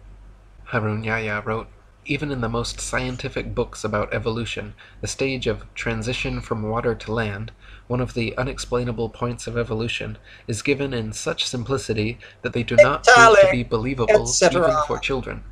According to evolution, life began in water, and the first developed animals on Earth were fish. According to the story, one day fish species developed the ability to climb out of the water and moved on land. The theory continues that fish which chose to live on land had feet instead of fins, and lungs instead of gills. In most of the books about evolution, nobody explains why the transition occurred. Even in the most scientific sources, writers suddenly jump to conclusions like, "and transition from water to land occurred," without providing a satisfactory answer regarding how the process worked. Yet, how did this transformation... Okay. Sorry, Emma. Another call for now, of course, know by the fossils and developmental biology elements that the lung developed in the a gas exchange system independently from gills. They have later developed in the non-tetrapod lineage into the swim bladder that we know of in teleost fishes. As for the feet part, that actually developed before they left the land. They had actually, just for paddling along on the bottom, they had multiple digits, 6, 7, and 8 fingers, which of course are generated by the HOX13 gene alanine mutation.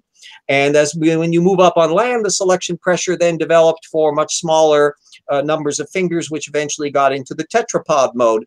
Oh, you know, poor little Dubay. What year did he have a date on this stupid video? It was recent.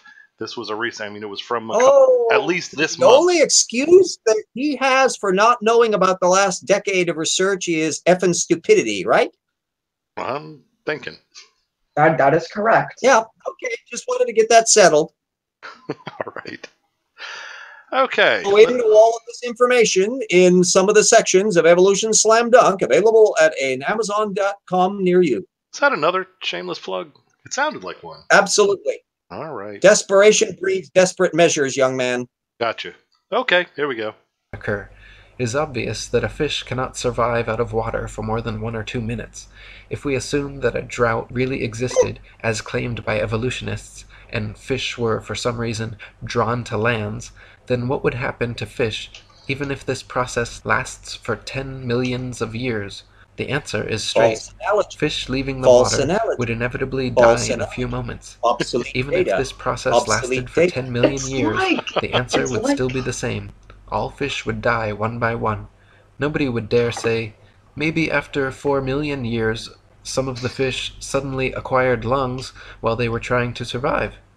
This would no doubt be an illogical assertion. However, that is exactly what evolution... I'm afraid I can't do that.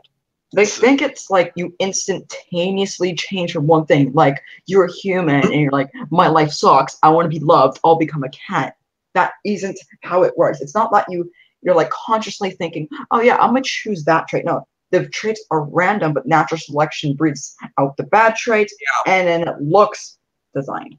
Oh my gosh. And I think Dubay actually thinks that's kind of what evolution involves. And why? It's because he has restricted his reading list to Harun Yahya!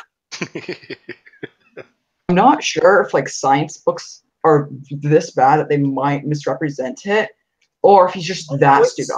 I'm gonna go that he's that stupid. Redigested. If you look at how Yahya constructs his argument, if you've ever read Pandas and People, just imagine that after the explosion at the Xerox factory produces stuff that's dozens of times longer. It's exactly the same mechanism.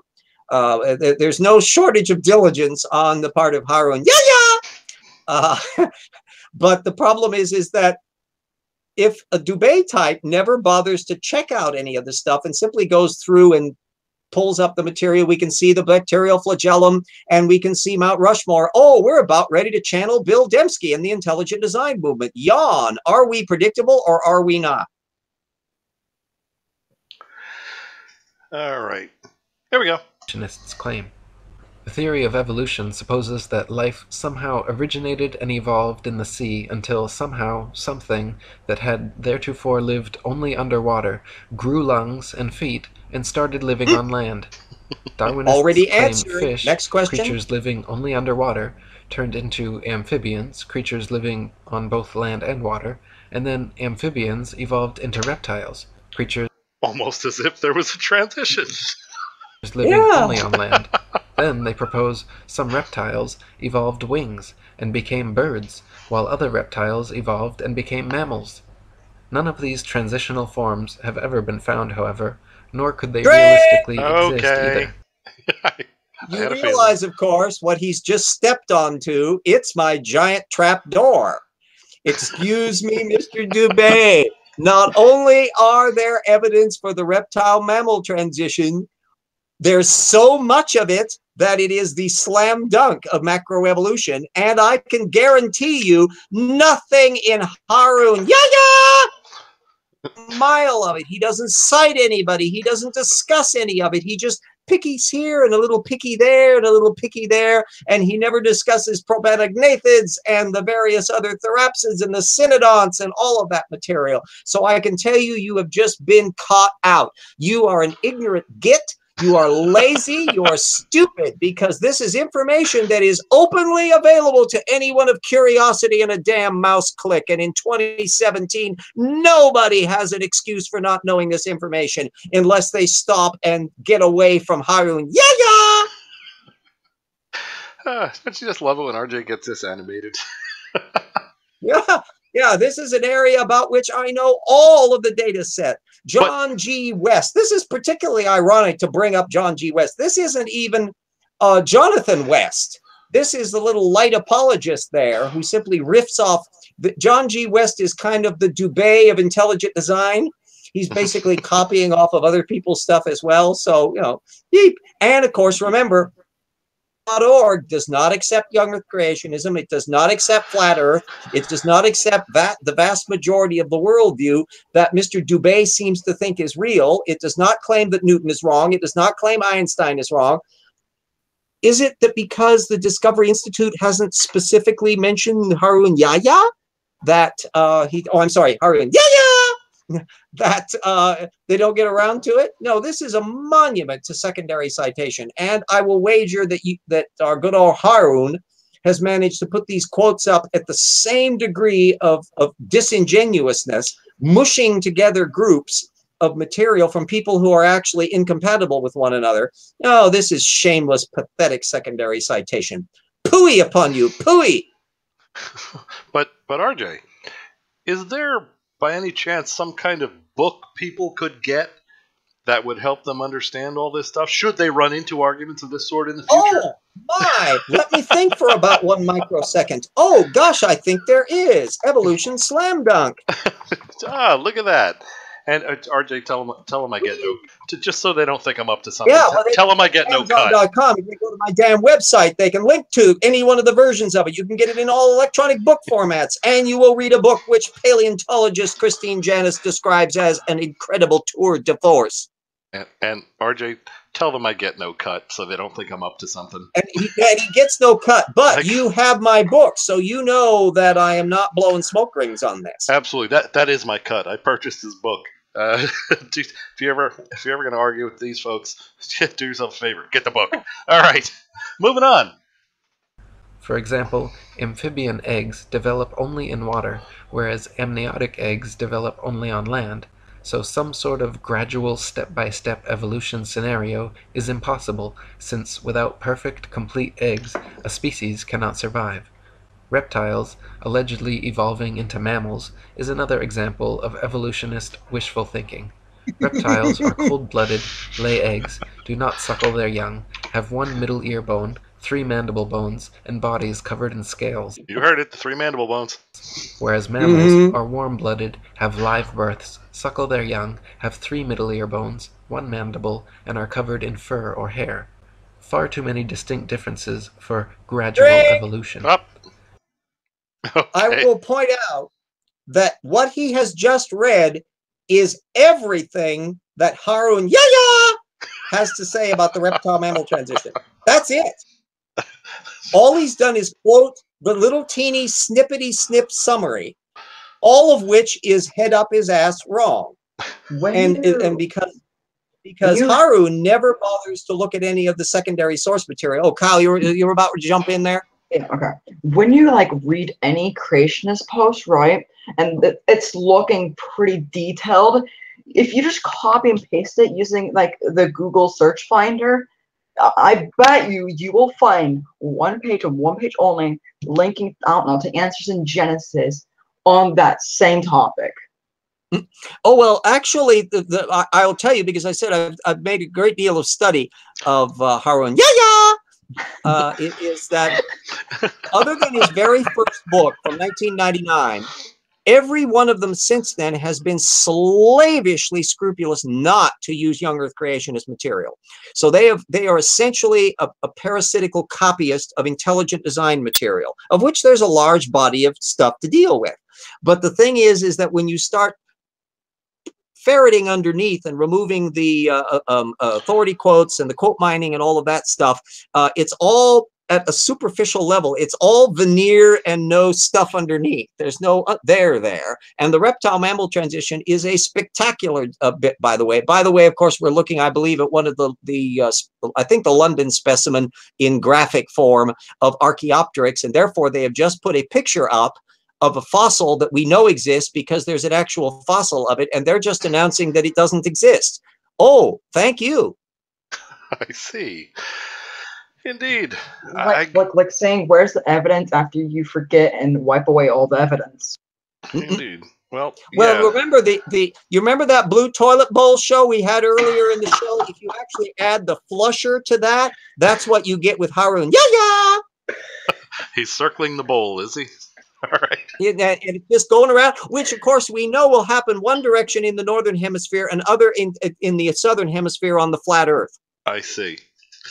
All right, Hemisplane, please. Do we get to success any at all tonight? No, we did not. Oh, that reminds me. I found a new wacko natural remedies, even if you have cancer guy. Dr. Axe, A-X-E. Ooh, boy, that's an appropriate name. Wow, he needs to get with the Trump hair. Absolutely. He'll be right up there with Dana. You'll see. All right, moving on. Reptiles evolving wings is another sheer impossibility, as the structure of land-dwelling reptiles and air-dwelling birds are far too different. Engin Qurer, a Turkish evolutionist, admits the problem wings present to Darwin's theory. The common trait of the eyes and the wings is that they can only function if they are fully developed. In other words, a halfway developed eye cannot see. A bird with half-formed wings cannot fly. How these organs... Of what use is half... Hey, RJ, of what use is half a wing? Yeah. The amusing part on this, we got to call a drink on this little puppy. Because, again, this is like people talking about how nobody is ever going to buy an electric car when we can't even figure out how to do a Model T. And they're talking about 1907 without paying attention to what's happened afterwards. Is that this is a settled issue. There is no half a wing. If you look at that very picture that is literally under his nose, if you remove the feathers from it, you have a theropod dinosaur. They already have long limbs. They already have the semilunate carpal bones. They've got the physical anatomy. Some of the Archaeopteryxes were even confused with Compsognathus, which is one of those little cute Solerasaur dinosaurs. I go into all of this in my stuff at my website where I cover all of this crap, and other people have covered it as well. It's like somebody putting up a picture of a globe Earth taken from space, like Jaren, and then announcing that there is no globe Earth and it's just a digital. That the only way they can manage to make the myths they do is to pretend the data doesn't exist, and they can believe the data it doesn't exist if all they do is read Harun Yahya. Indeed. And yes, there were electrical cars in 1907. In fact, they were the major car production in 1900 and basically got killed out because of the Model T Ford. But yes, I am standing corrected on that, Fino. Good of you to remind me. And uncomfortably numb, that kind of stuff makes me quite angry as well, because the folks that fall for the, use our natural solution to cure your whatever, people die as a result of that. So RJ will tell you that makes me a little angry as well. So, slightly, and right, RJ? So. Slightly. All right. And moving on. Here we go. Came into being has remained one of the mysteries of nature that needs to be enlightened. No, already settled. Although it is cloaked in the guise of science, the theory of evolution is nothing but a deceit. A deceit Stephen Meyer, unreliable source. You didn't fact check him, did you there, Dubay? A deceit based not on science, but on brainwashing propaganda and fraud. The theory of evolution is a theory that fails from the very first step. The reason is that evolutionists are unable to explain even the formation of a single protein. Neither the laws of probability nor the laws of physics and chemistry RJ, how come you're not shouting origins or bust? Offer any chance for the fortuitous formation of life. Does it sound logical or reasonable when not even a single chance-formed protein can exist, that millions of such proteins combined in an order to produce the cell of a living... let's show a clip from Narnia! thing, and that billions of cells managed to form and then come together by chance to produce living things, and that from them generated fish, and that those that passed to land turned into reptiles, birds, and that this is how all the millions of different species on Earth were formed? They have never found a single that's actually transitional how form, it is. We got such the as a half fossils. fish, Sorry, thank you. half reptile, or half reptile, half bird, nor have they been able to prove that a protein, or even a single amino acid molecule composing a protein, could have formed under what they call primordial Earth conditions. Not even in their elaborately equipped laboratories have they succeeded in doing that. Darwin's theory is a concept that concerns not only biology, chemistry, astronomy, and metaphysics, but actually All right, I should have known we were going here. Formed the basis for a new political outlook as well. Within a very short time, this new progressive political attitude was redefined as social Darwinism, and as many historians have suggested, social Darwinism became the ideological basis of fascism, communism, and eugenics. Darwin's idea of natural selection and survival of the fittest were central to the insane ideologies of many of the 20th century's worst mass murderers, including Mao, Stalin, Lenin, Trotsky, Marx, and Pol Pot. Yeah, that great Charles mass Darwin murderer himself Sigmund was a Freud, blatant and I think racist that's who elucidated in his book, I got The a whole bunch Descent of ones Man, up in there. how How did you blacks get and poor Freud Aborigines, on the due to picture? their And the inferiority Masonic! to Oh, the Caucasians, famous mass would be murderers done of the away with Masonic by the Lodge, civilized yeah. races in time. Freemasonic records state that Charles Is that a Darwin's natural grandfather, cause, or- Erasmus Darwin, was a philosopher, It's scientist, I'm and not physician. Have you noticed in the picture of all this Masonic, that he showed the mass murderer of the 20th century, he didn't show Hitler? Oh, yeah. There was one miss. Okay. Boy. He's I falling wonder down. because maybe that little Dubay guy kind of has him on his hero wall. Oh, my. That is a possibility. All right. Ideas on evolution back in the 18th century. Before coming to Derby in 1788, Dr. Darwin had been made a Mason in the famous time immemorial. Oh, I think. Oh! Look, Richard has the solution to all of this. Richard Brumby. That's it. Did that solves this whole video we're watching? Yeah, I think that I could put it somewhat more succinctly, even than that. But that will go. That'll go. Yeah, I think we can put that on there. Nicely done. Lodge of Canongate. Uh-oh. Were there not... uh-oh, look where we're going here. Was there not some references to anti-Semitism before? Wonder what's coming up now. Kilwinning No. 2 of Scotland. He also maintained close connections to the Jacobin Masons in France and Adam Weishaupt's Illuminati. Sir Francis Darwin. Good heavens, Darwin, George! two of his Actually, sons no one really knew that poor Mrs. Barbara Bush and Obama were actually secret lovers with a Freemason love child in the white suit there, and that Charles Darwin, who was learning how to shush before any of us was born. Yeah, I can see how all of this is all fitting together. It's becoming really clear. It all makes sense now, huh? Interior Lodge No. 253 at Derby. Charles Darwin does not appear on the rolls of the lodge, but it is most likely that he, like his grandfather, his sons, the letter G, which stands for Git. Huxley, was a Mason. Charles wrote that he used to listen to his grandfather's ideas of evolution and was greatly influenced by them. Erasmus was the first man to put forward the notion of evolution in England. He was known as a respected person, but he had a very dark private life, and at least 2 illegitimate children. Charles himself would go on to marry his first cousin and have 3 children die due to complications from inbreeding. Masons, thinking that Darwinism could serve their goals, played a great role in its dissemination among the masses. As soon as Darwin's theory was published, a group of volunteer propagandists formed around it, the most famous of whom was Thomas Huxley, who was called Darwin's Bulldog.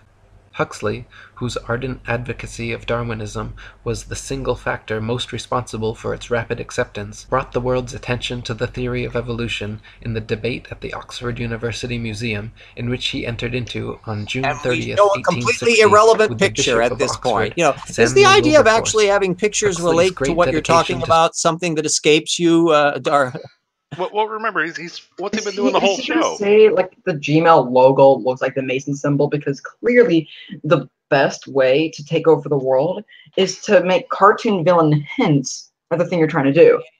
Like I'm calling this I'm coin stamping this as the cartoon villain fallacy. Okay. Spreading the idea of evolution, together with his establishment connections, is brought into further light according to the following fact. Huxley was a member of the Royal Society, one of England's most prestigious scientific institutions, and, like nearly all the other members of this institution, was a senior Mason. Other members of the Royal Society lent Darwin significant support. In short, Darwin wasn't acting alone. From the moment his theory was proposed, he received the support that came from the social classes and groups whose nucleus and here was we made get. up of And are we gonna get Important. the protocols of the Elders of Zion in here? I mean, let's complete the little trifecta of racist looniness. Indeed. Example which proves the fact that Darwinism is one of the biggest deceptions of atheistic Freemasonry is a resolution carried in a Mason meeting.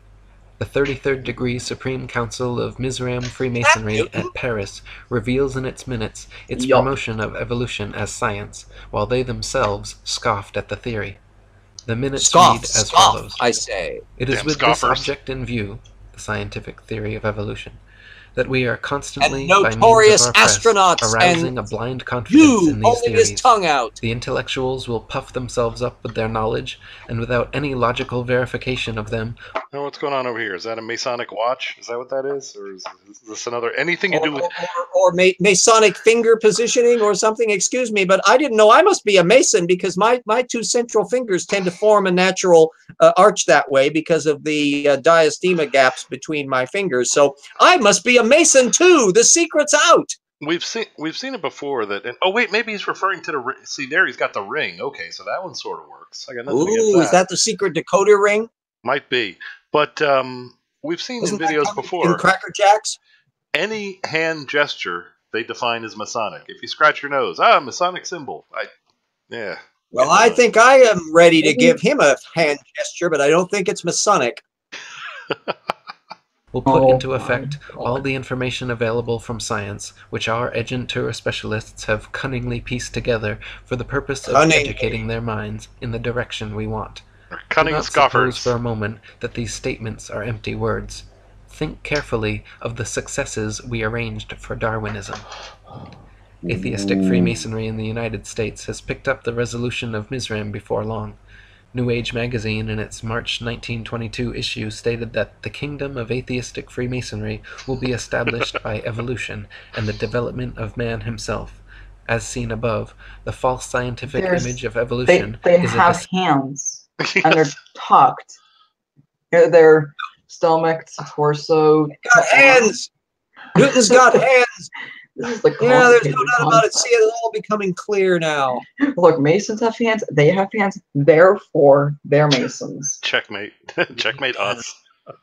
Exceptions set Yeah, in the well, there we go. 33rd degree atheist Masonic lodges.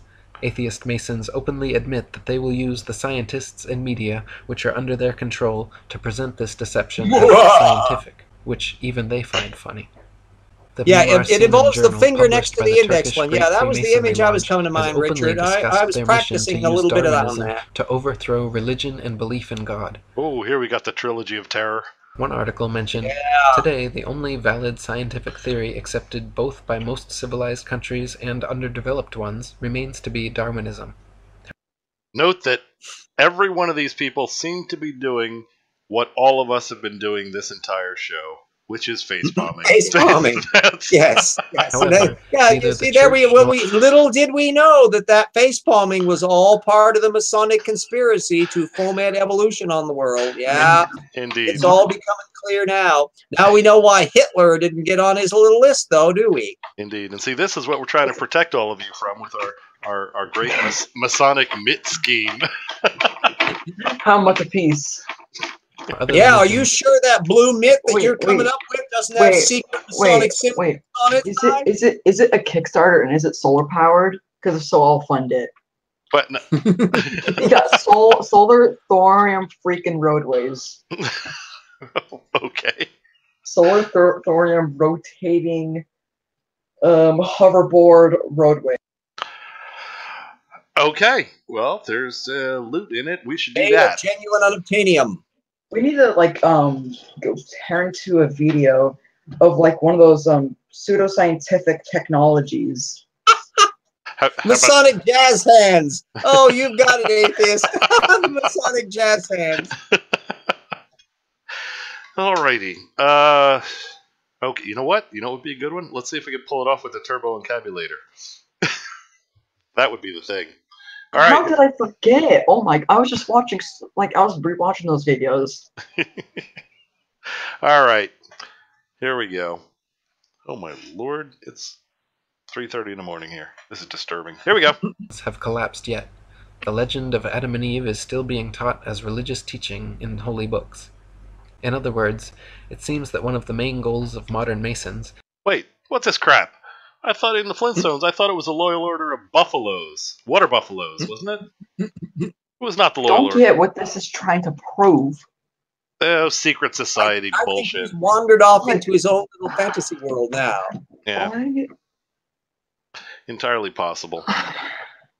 Besides convincing... And what's the okay? These guys. Let's see. There's Fred, Barney, and the guy in the middle's got a hat on. So, okay. Aside from the fact that there's a D, which has nothing to do with.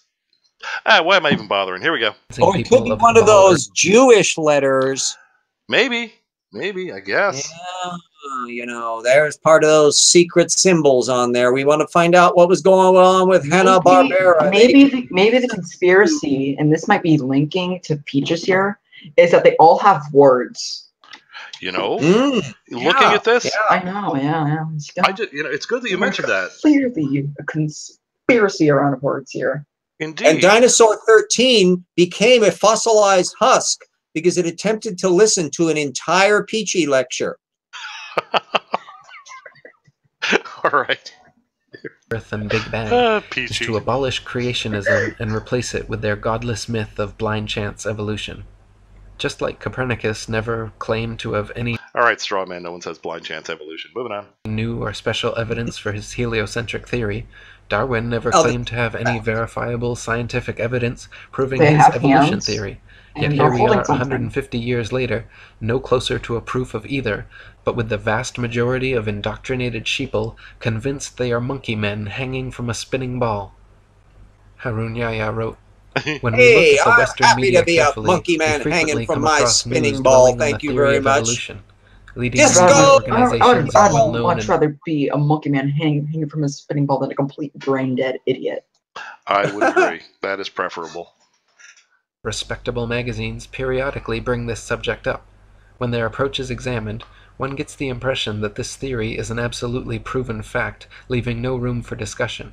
Ordinary people reading this kind of news naturally start to think that the theory of evolution is a fact, as certain as any law of Hey, aren't you mathematics. going to This is just the on the shape of the earth? according to one of the greatest physicists, and to try to support your bullshit beliefs is something.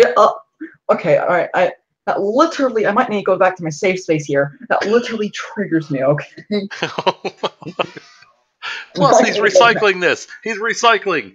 He steals these things for free, and he still needs to recycle. That's disturbing. They print headlines. Personally, in I big would love to Little see does he the know, image of Richard it's not Feynman like- taking bongo drums and beating this guy to death.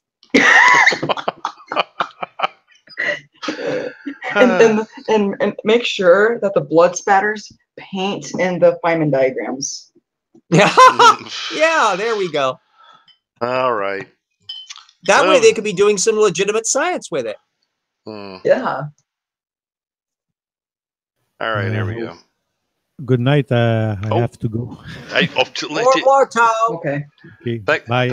Thanks for joining us, Tao. We'll do your shameless plug for you. No problem. Thanks for Good night, joining. everyone. See you soon. Bye.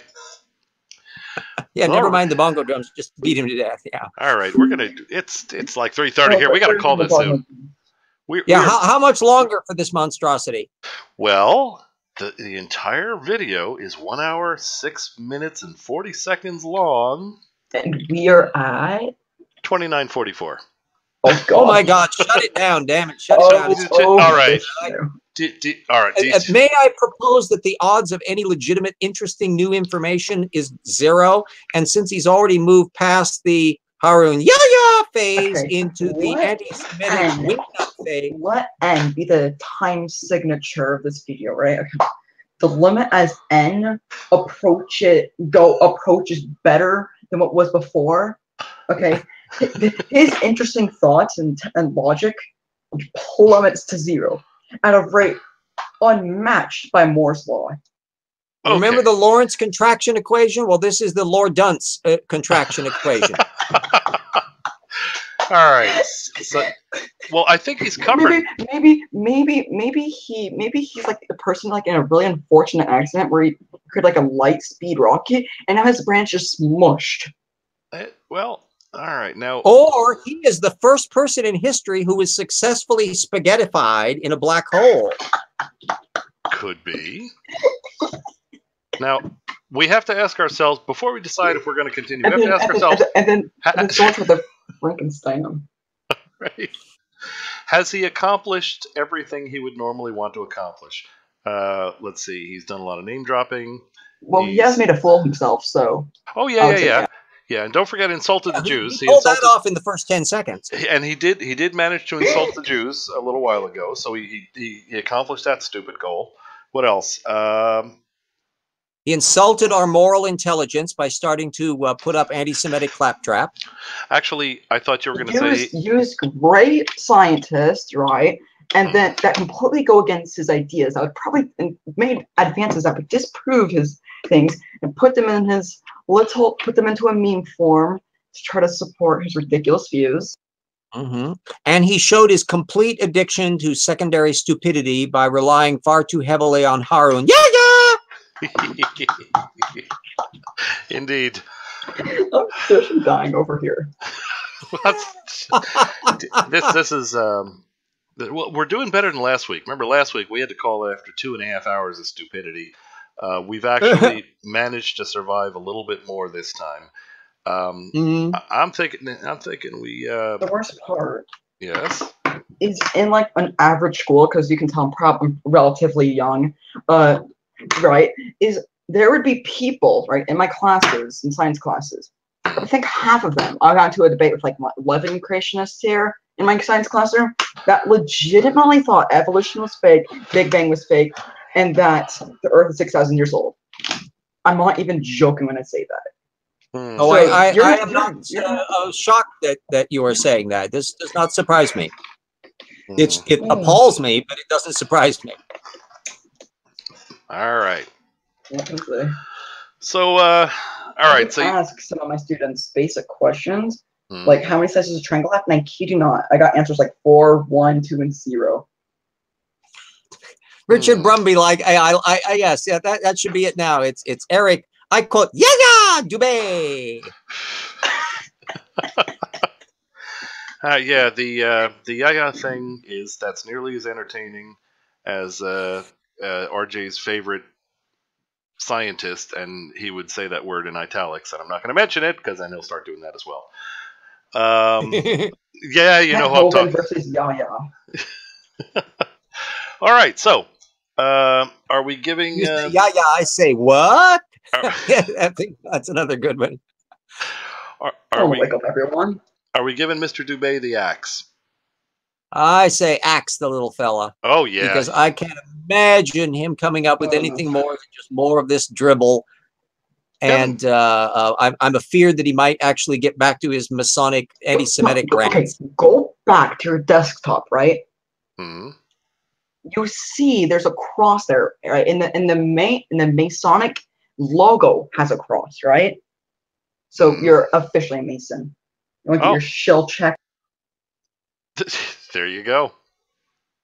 That pretty much proves it. And you know, famous Masons. That was Jackie Mason and Marilyn Mason and Perry Mason. You know, there's Masons all over the place. Marilyn. They're everywhere. All right. So that's enough. And if you grab the word mansion and remove the I, meaning you remove yourself, remove your own integrity, and just rearrange the letters a bit, you get Mason. And mansion comes from rich people. So everyone that rich is automatically a Mason. Oh, there you go. Has it occurred to you guys that we're basically just babbling now because of too much alcohol? Yeah. Well, we're following in the tradition of Harun. Yeah. All right. On that note, it's yeah. Let's wrap it up. No more Dubay. We tortured everyone enough. Bring on the pug. Bring on the pug. Oh, are you suggesting skipping over your last chance for a shameless plug, RJ? As you wish, sir. You are in command. There's only a few. It's that. Well, let's cover Tao first. Tao had to leave. Yeah, he deserves a plug. Absolutely. Everybody go to Tao's channel. He does just hilarious compilation videos on flat earthers and not to be missed. And Tao Ceti Alpha. It's easy to find. Search YouTube. There you go. Okay, I didn't do such a hot job there. Oh, and Paulogia left too. If anyone doesn't know Paulogio's channel, go there. He rocks, and he makes better videos than me. All right, RJ, it's your turn. Oh, yeah. Well, as you may have heard, I've actually been doing like a Troubles in Paradise methodology of creationism project. Like, gosh, who has heard of that? I am shocked. Shocked to hear. Where have you been keeping yourself, Jim? And working on things like the reptile-mammal transition. Where did I mention that before? Evolution Slam Dunk, the creationism flattener. I'll just pop up my damn website and everybody can go off to that. I'm a social security guy who does not have enough to live on and not nearly enough royalties yet. And everybody that can help in the crowdfund department, please. And I would like to reach the state. Oh, it won't let me do that because I got web addresses. www.tortugan.wordpress.com. Hold on, RJ. For some reason, you are not wrenched anymore. Let me wrench you. Okay, you're wrenched. You may now. Wrenching? You are in possession of a wrench. You may now type URLs. Oh, wow! That's the power. The power. Yeah, you can do that on. You can do that on your videos as well. And everybody is free to come in and make use of that stuff. Oops, it needed another W. There we go. Yipes. All the material that I did with the old Troubles in Paradise, which is thousands of pages of stuff, of which a lot of the material that I've been building off on since then has been developed. There's links to all my books, including my novel, which is not bad either. And all the link not to the Patreon. That one is a separate one because I haven't got that up yet, but the GoFundMe is certainly there. And I'm trying to do the best damn work I can. Work that nobody else has done before. Unlike Jim Overbeck. Unlike Jim Overbeck. Oh, who's Jim Overbeck? You haven't heard of him? Oh boy, you need to see him. He basically goes around atheist communities and has like 80 different alternate accounts, and he continuously posts like saying that he's a genius and went to 3 universities and invented a non-Cantorian set theory. It was actually Paul Cohen that made. He was the one that showed that the axiom of choice was independent of. I think it's zero F set theory. Anyway, I'm not gonna get into that. And that he won a scholarship and all this, and he posts like his art and all this crap, and saying that he is a genius, but the only one that's calling him a genius is himself. Well, my ego may be as big as his, but I have accomplishments under my belt. I'm wondering. I'm just checking my my data. Not I've got him up in my thing or not. The problem is he has. Nope, I must not have bumped into him, or at least not under that name. Okay, so it's not up in your thing. Okay. All right. Let's see. Okay, yeah, everybody support RJ. RJ rocks, etc., etc. Plus, RJ, how come you didn't say anything about doing your live streams? Yes, that was the very first one. Thank to a certain person who had the patience of Job in trying to get me to figure out how to get all the things up to be able to put it up on my channel. I did my first live video chat on my own channel. and hopefully we'll be doing more of those in the future. It's been posted into the cloud, and we had a really good discussion as an after show with Jackson, and that after his discussion with this Christian on the resurrection. And theoretically, we'll have lots of things as things pop up. I'll be doing them on the fly as some interesting issue comes up, where doing it as an after show, or where we get to chalking on Twitter or whatever, and we can decide to go in and do that kind of thing or whatever. So it's going to be a wing it thing. Alrighty, and very good. The only thing dishonest in that was me having patience, as I have none. I am crabby. Well, it appeared you have patience. You were doing a damn good simulation of it. You were doing a better simulation of patience than either Peachy or Dubay do of intellect. Okay, see, that is essentially an accurate statement, even withstanding my basic crabbiness and unpleasantness. So, yeah, all right, I'll go with that. All right, well, very good. So, yeah. Kyle, shameless plug yourself. Kyle, tell us how cool you are and what you do, please. And I'll need a web link for anything you want folks to see, because you are not yet in the description. I try to include everybody that's in the on the panel in the video description, so I'll need a video. Well, I don't have any web links. I just tell people don't be in it, and I try not to be in it. And there is my shameless plug. Okay, efficient and succinct. I like it. I might plan, because that is a good goal thing. I might plan actually to start making videos. Because seriously, I need to debunk this perspective flat Earth argument. I've heard time and time again, because apparently they need a simple visual. And I have a whiteboard, and I think it's all I need. So whatever. Absolutely, by all means, get your vids out there. It's as RJ will tell you, once you get started, it's just easy to get out there. So all right, and you're all here, so you don't need to hear. Do anyone want to see that link to that one guy, Jim Overbeck? What's going to hurt? Or have you endured enough stupid? Is it good enough to save for another movie night? He doesn't make movies, so I just have to go post his link. Oh, go ahead then. Sure. Yes, here it is. Actually, do you have a wrench yet? You're gonna need a wrench to post a link. I don't have a wrench yet. And here, let me see if I can give you one real. Oh yes, here it is. And error 404. Yeah. Apparently, did he delete this? I might have deleted it. Okay. Well, I guess we won't be adding that one. No, he has like 50,000 alternate accounts. All right. Well, say hi in the live chat so I can give you well, I think I might just post it in the ScienceStrikeforce. That works. Tinfoil hat alert. Okay. Gotcha. That works. Oh yeah, everybody on G+, we got Science Denier Hall of Shame and stuff like that. It's on G+. There. Oh look, I plugged. What do you know? Oh, and yeah, the for tonight's winners of the mitts. I'm not kidding. The email is in the my email contact information is in the video description, way down the bottom. Tonight's winners are Emma, Holly, and Fino. Those were the three, right? Yeah, I think so. Anyway, so if you I'm right now frantically looking for this guy. there's been too much beer. I'm pretty sure those were the winners. I know there were three, and I'm pretty sure those were the ones. Just my contact information's in the bottom of the description.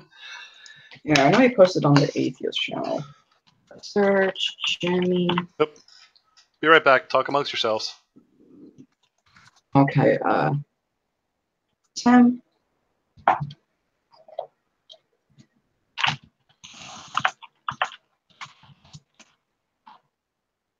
Yeah, Atheist Rex is inviting us all to the hangout, so I'm going to be bouncing over there.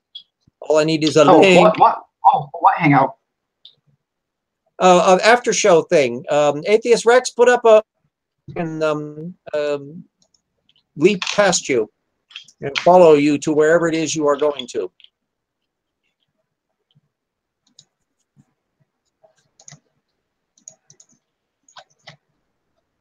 Oh, here he is. Here's the guy. This is one of his many alternate accounts. But okay, can I have a ranch so I can post this guy's? Sure, I'm back. Sorry about that. Okay. The pug, Buster the Atheist Pug, discovered that with enough force, a garbage can be upended. Can I have a wrench so I can post a link to this Jim Overbet guy? Yeah, say hi in the public chat so you show up. Okay, let me cut. Hi. There you go. All right. Yeah, if anybody needs a wrench, Hi, Kyle. You guys are. That's a little creepy. Everybody needs a wrench. Yeah, everybody's quite trustworthy here. I'm sure there's gonna be no foolishness. If you need it, just ask.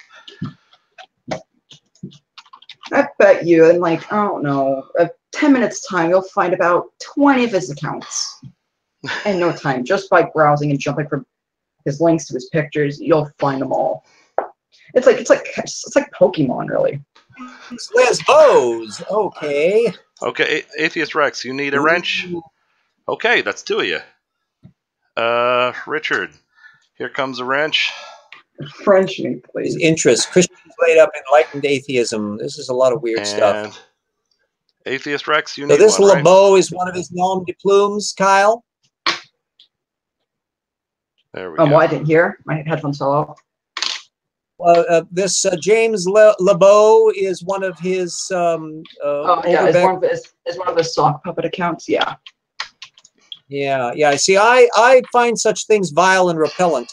I am that I am, like Yahweh. There's one of me, one picture, one thing. I have the same everywhere. Everything I say is intended for public consumption. Everyone may observe. It is it. I am just me and never anything else. The reason he has so many is, okay, there's two theories. Is that either A, because he gets blocked on pretty much everything he tries to share his crap on, he has another one to go do it again. Or B, which I think it might be actually both, so that he can pretend that he's different people and then try to shamelessly plug himself, but not have anyone actually support him. So he's really perverted as well. Like he has his nephew and takes a picture of him naked, which is a little disturbing sight. All right. Take a leak and close the drapes and wait for Atheist Rex's link. All right. On that note, it's about that time, isn't it? I believe, if I'm not mistaken, it is time to bring on the pug, is it not? Bring on the pug! All right. Bring on the pug! Here comes the pug. Thank you for coming, everybody.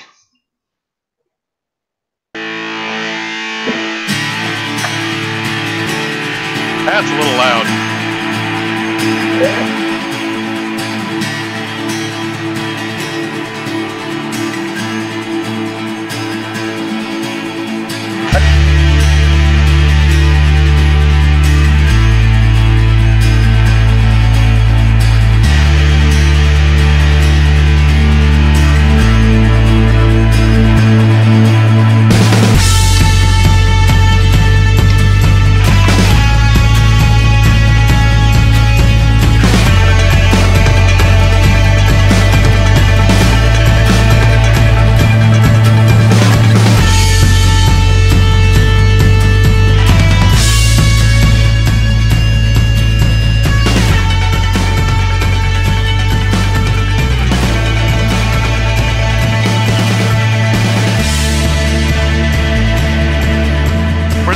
Isn't there supposed to be banter?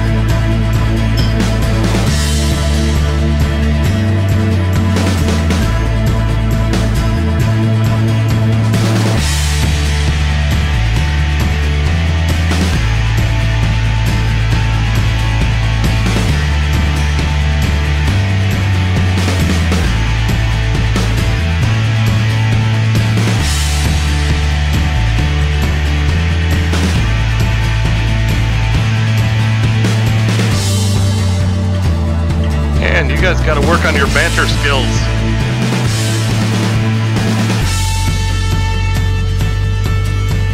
I was out of the room doing a peachy, so I had to skip the banter. Oh, no problem. All right. This counts as bantering. The good-natured closing banter.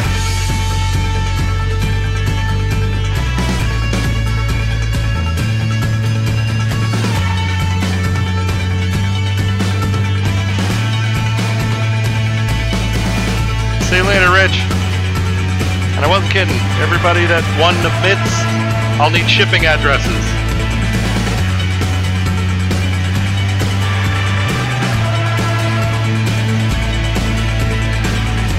And look, I made it through a whole show without saying one word about the motorcycle. Ah, shit. The Dubay video was inadvertently revealing because Tao was very clever to spot the absence of Hitler on that chart, and that told us the dynamic of his anti-Semitism, and plus the Harun Yahya stuff that I was able to detect, we could get a fairly accurate measure of the shallow level of his pseudo-scholarship. Indeed. All right. Good night, all. Thanks for coming. See you next time. Okay, I'm leaving you and I'm going to another hangout. Okay.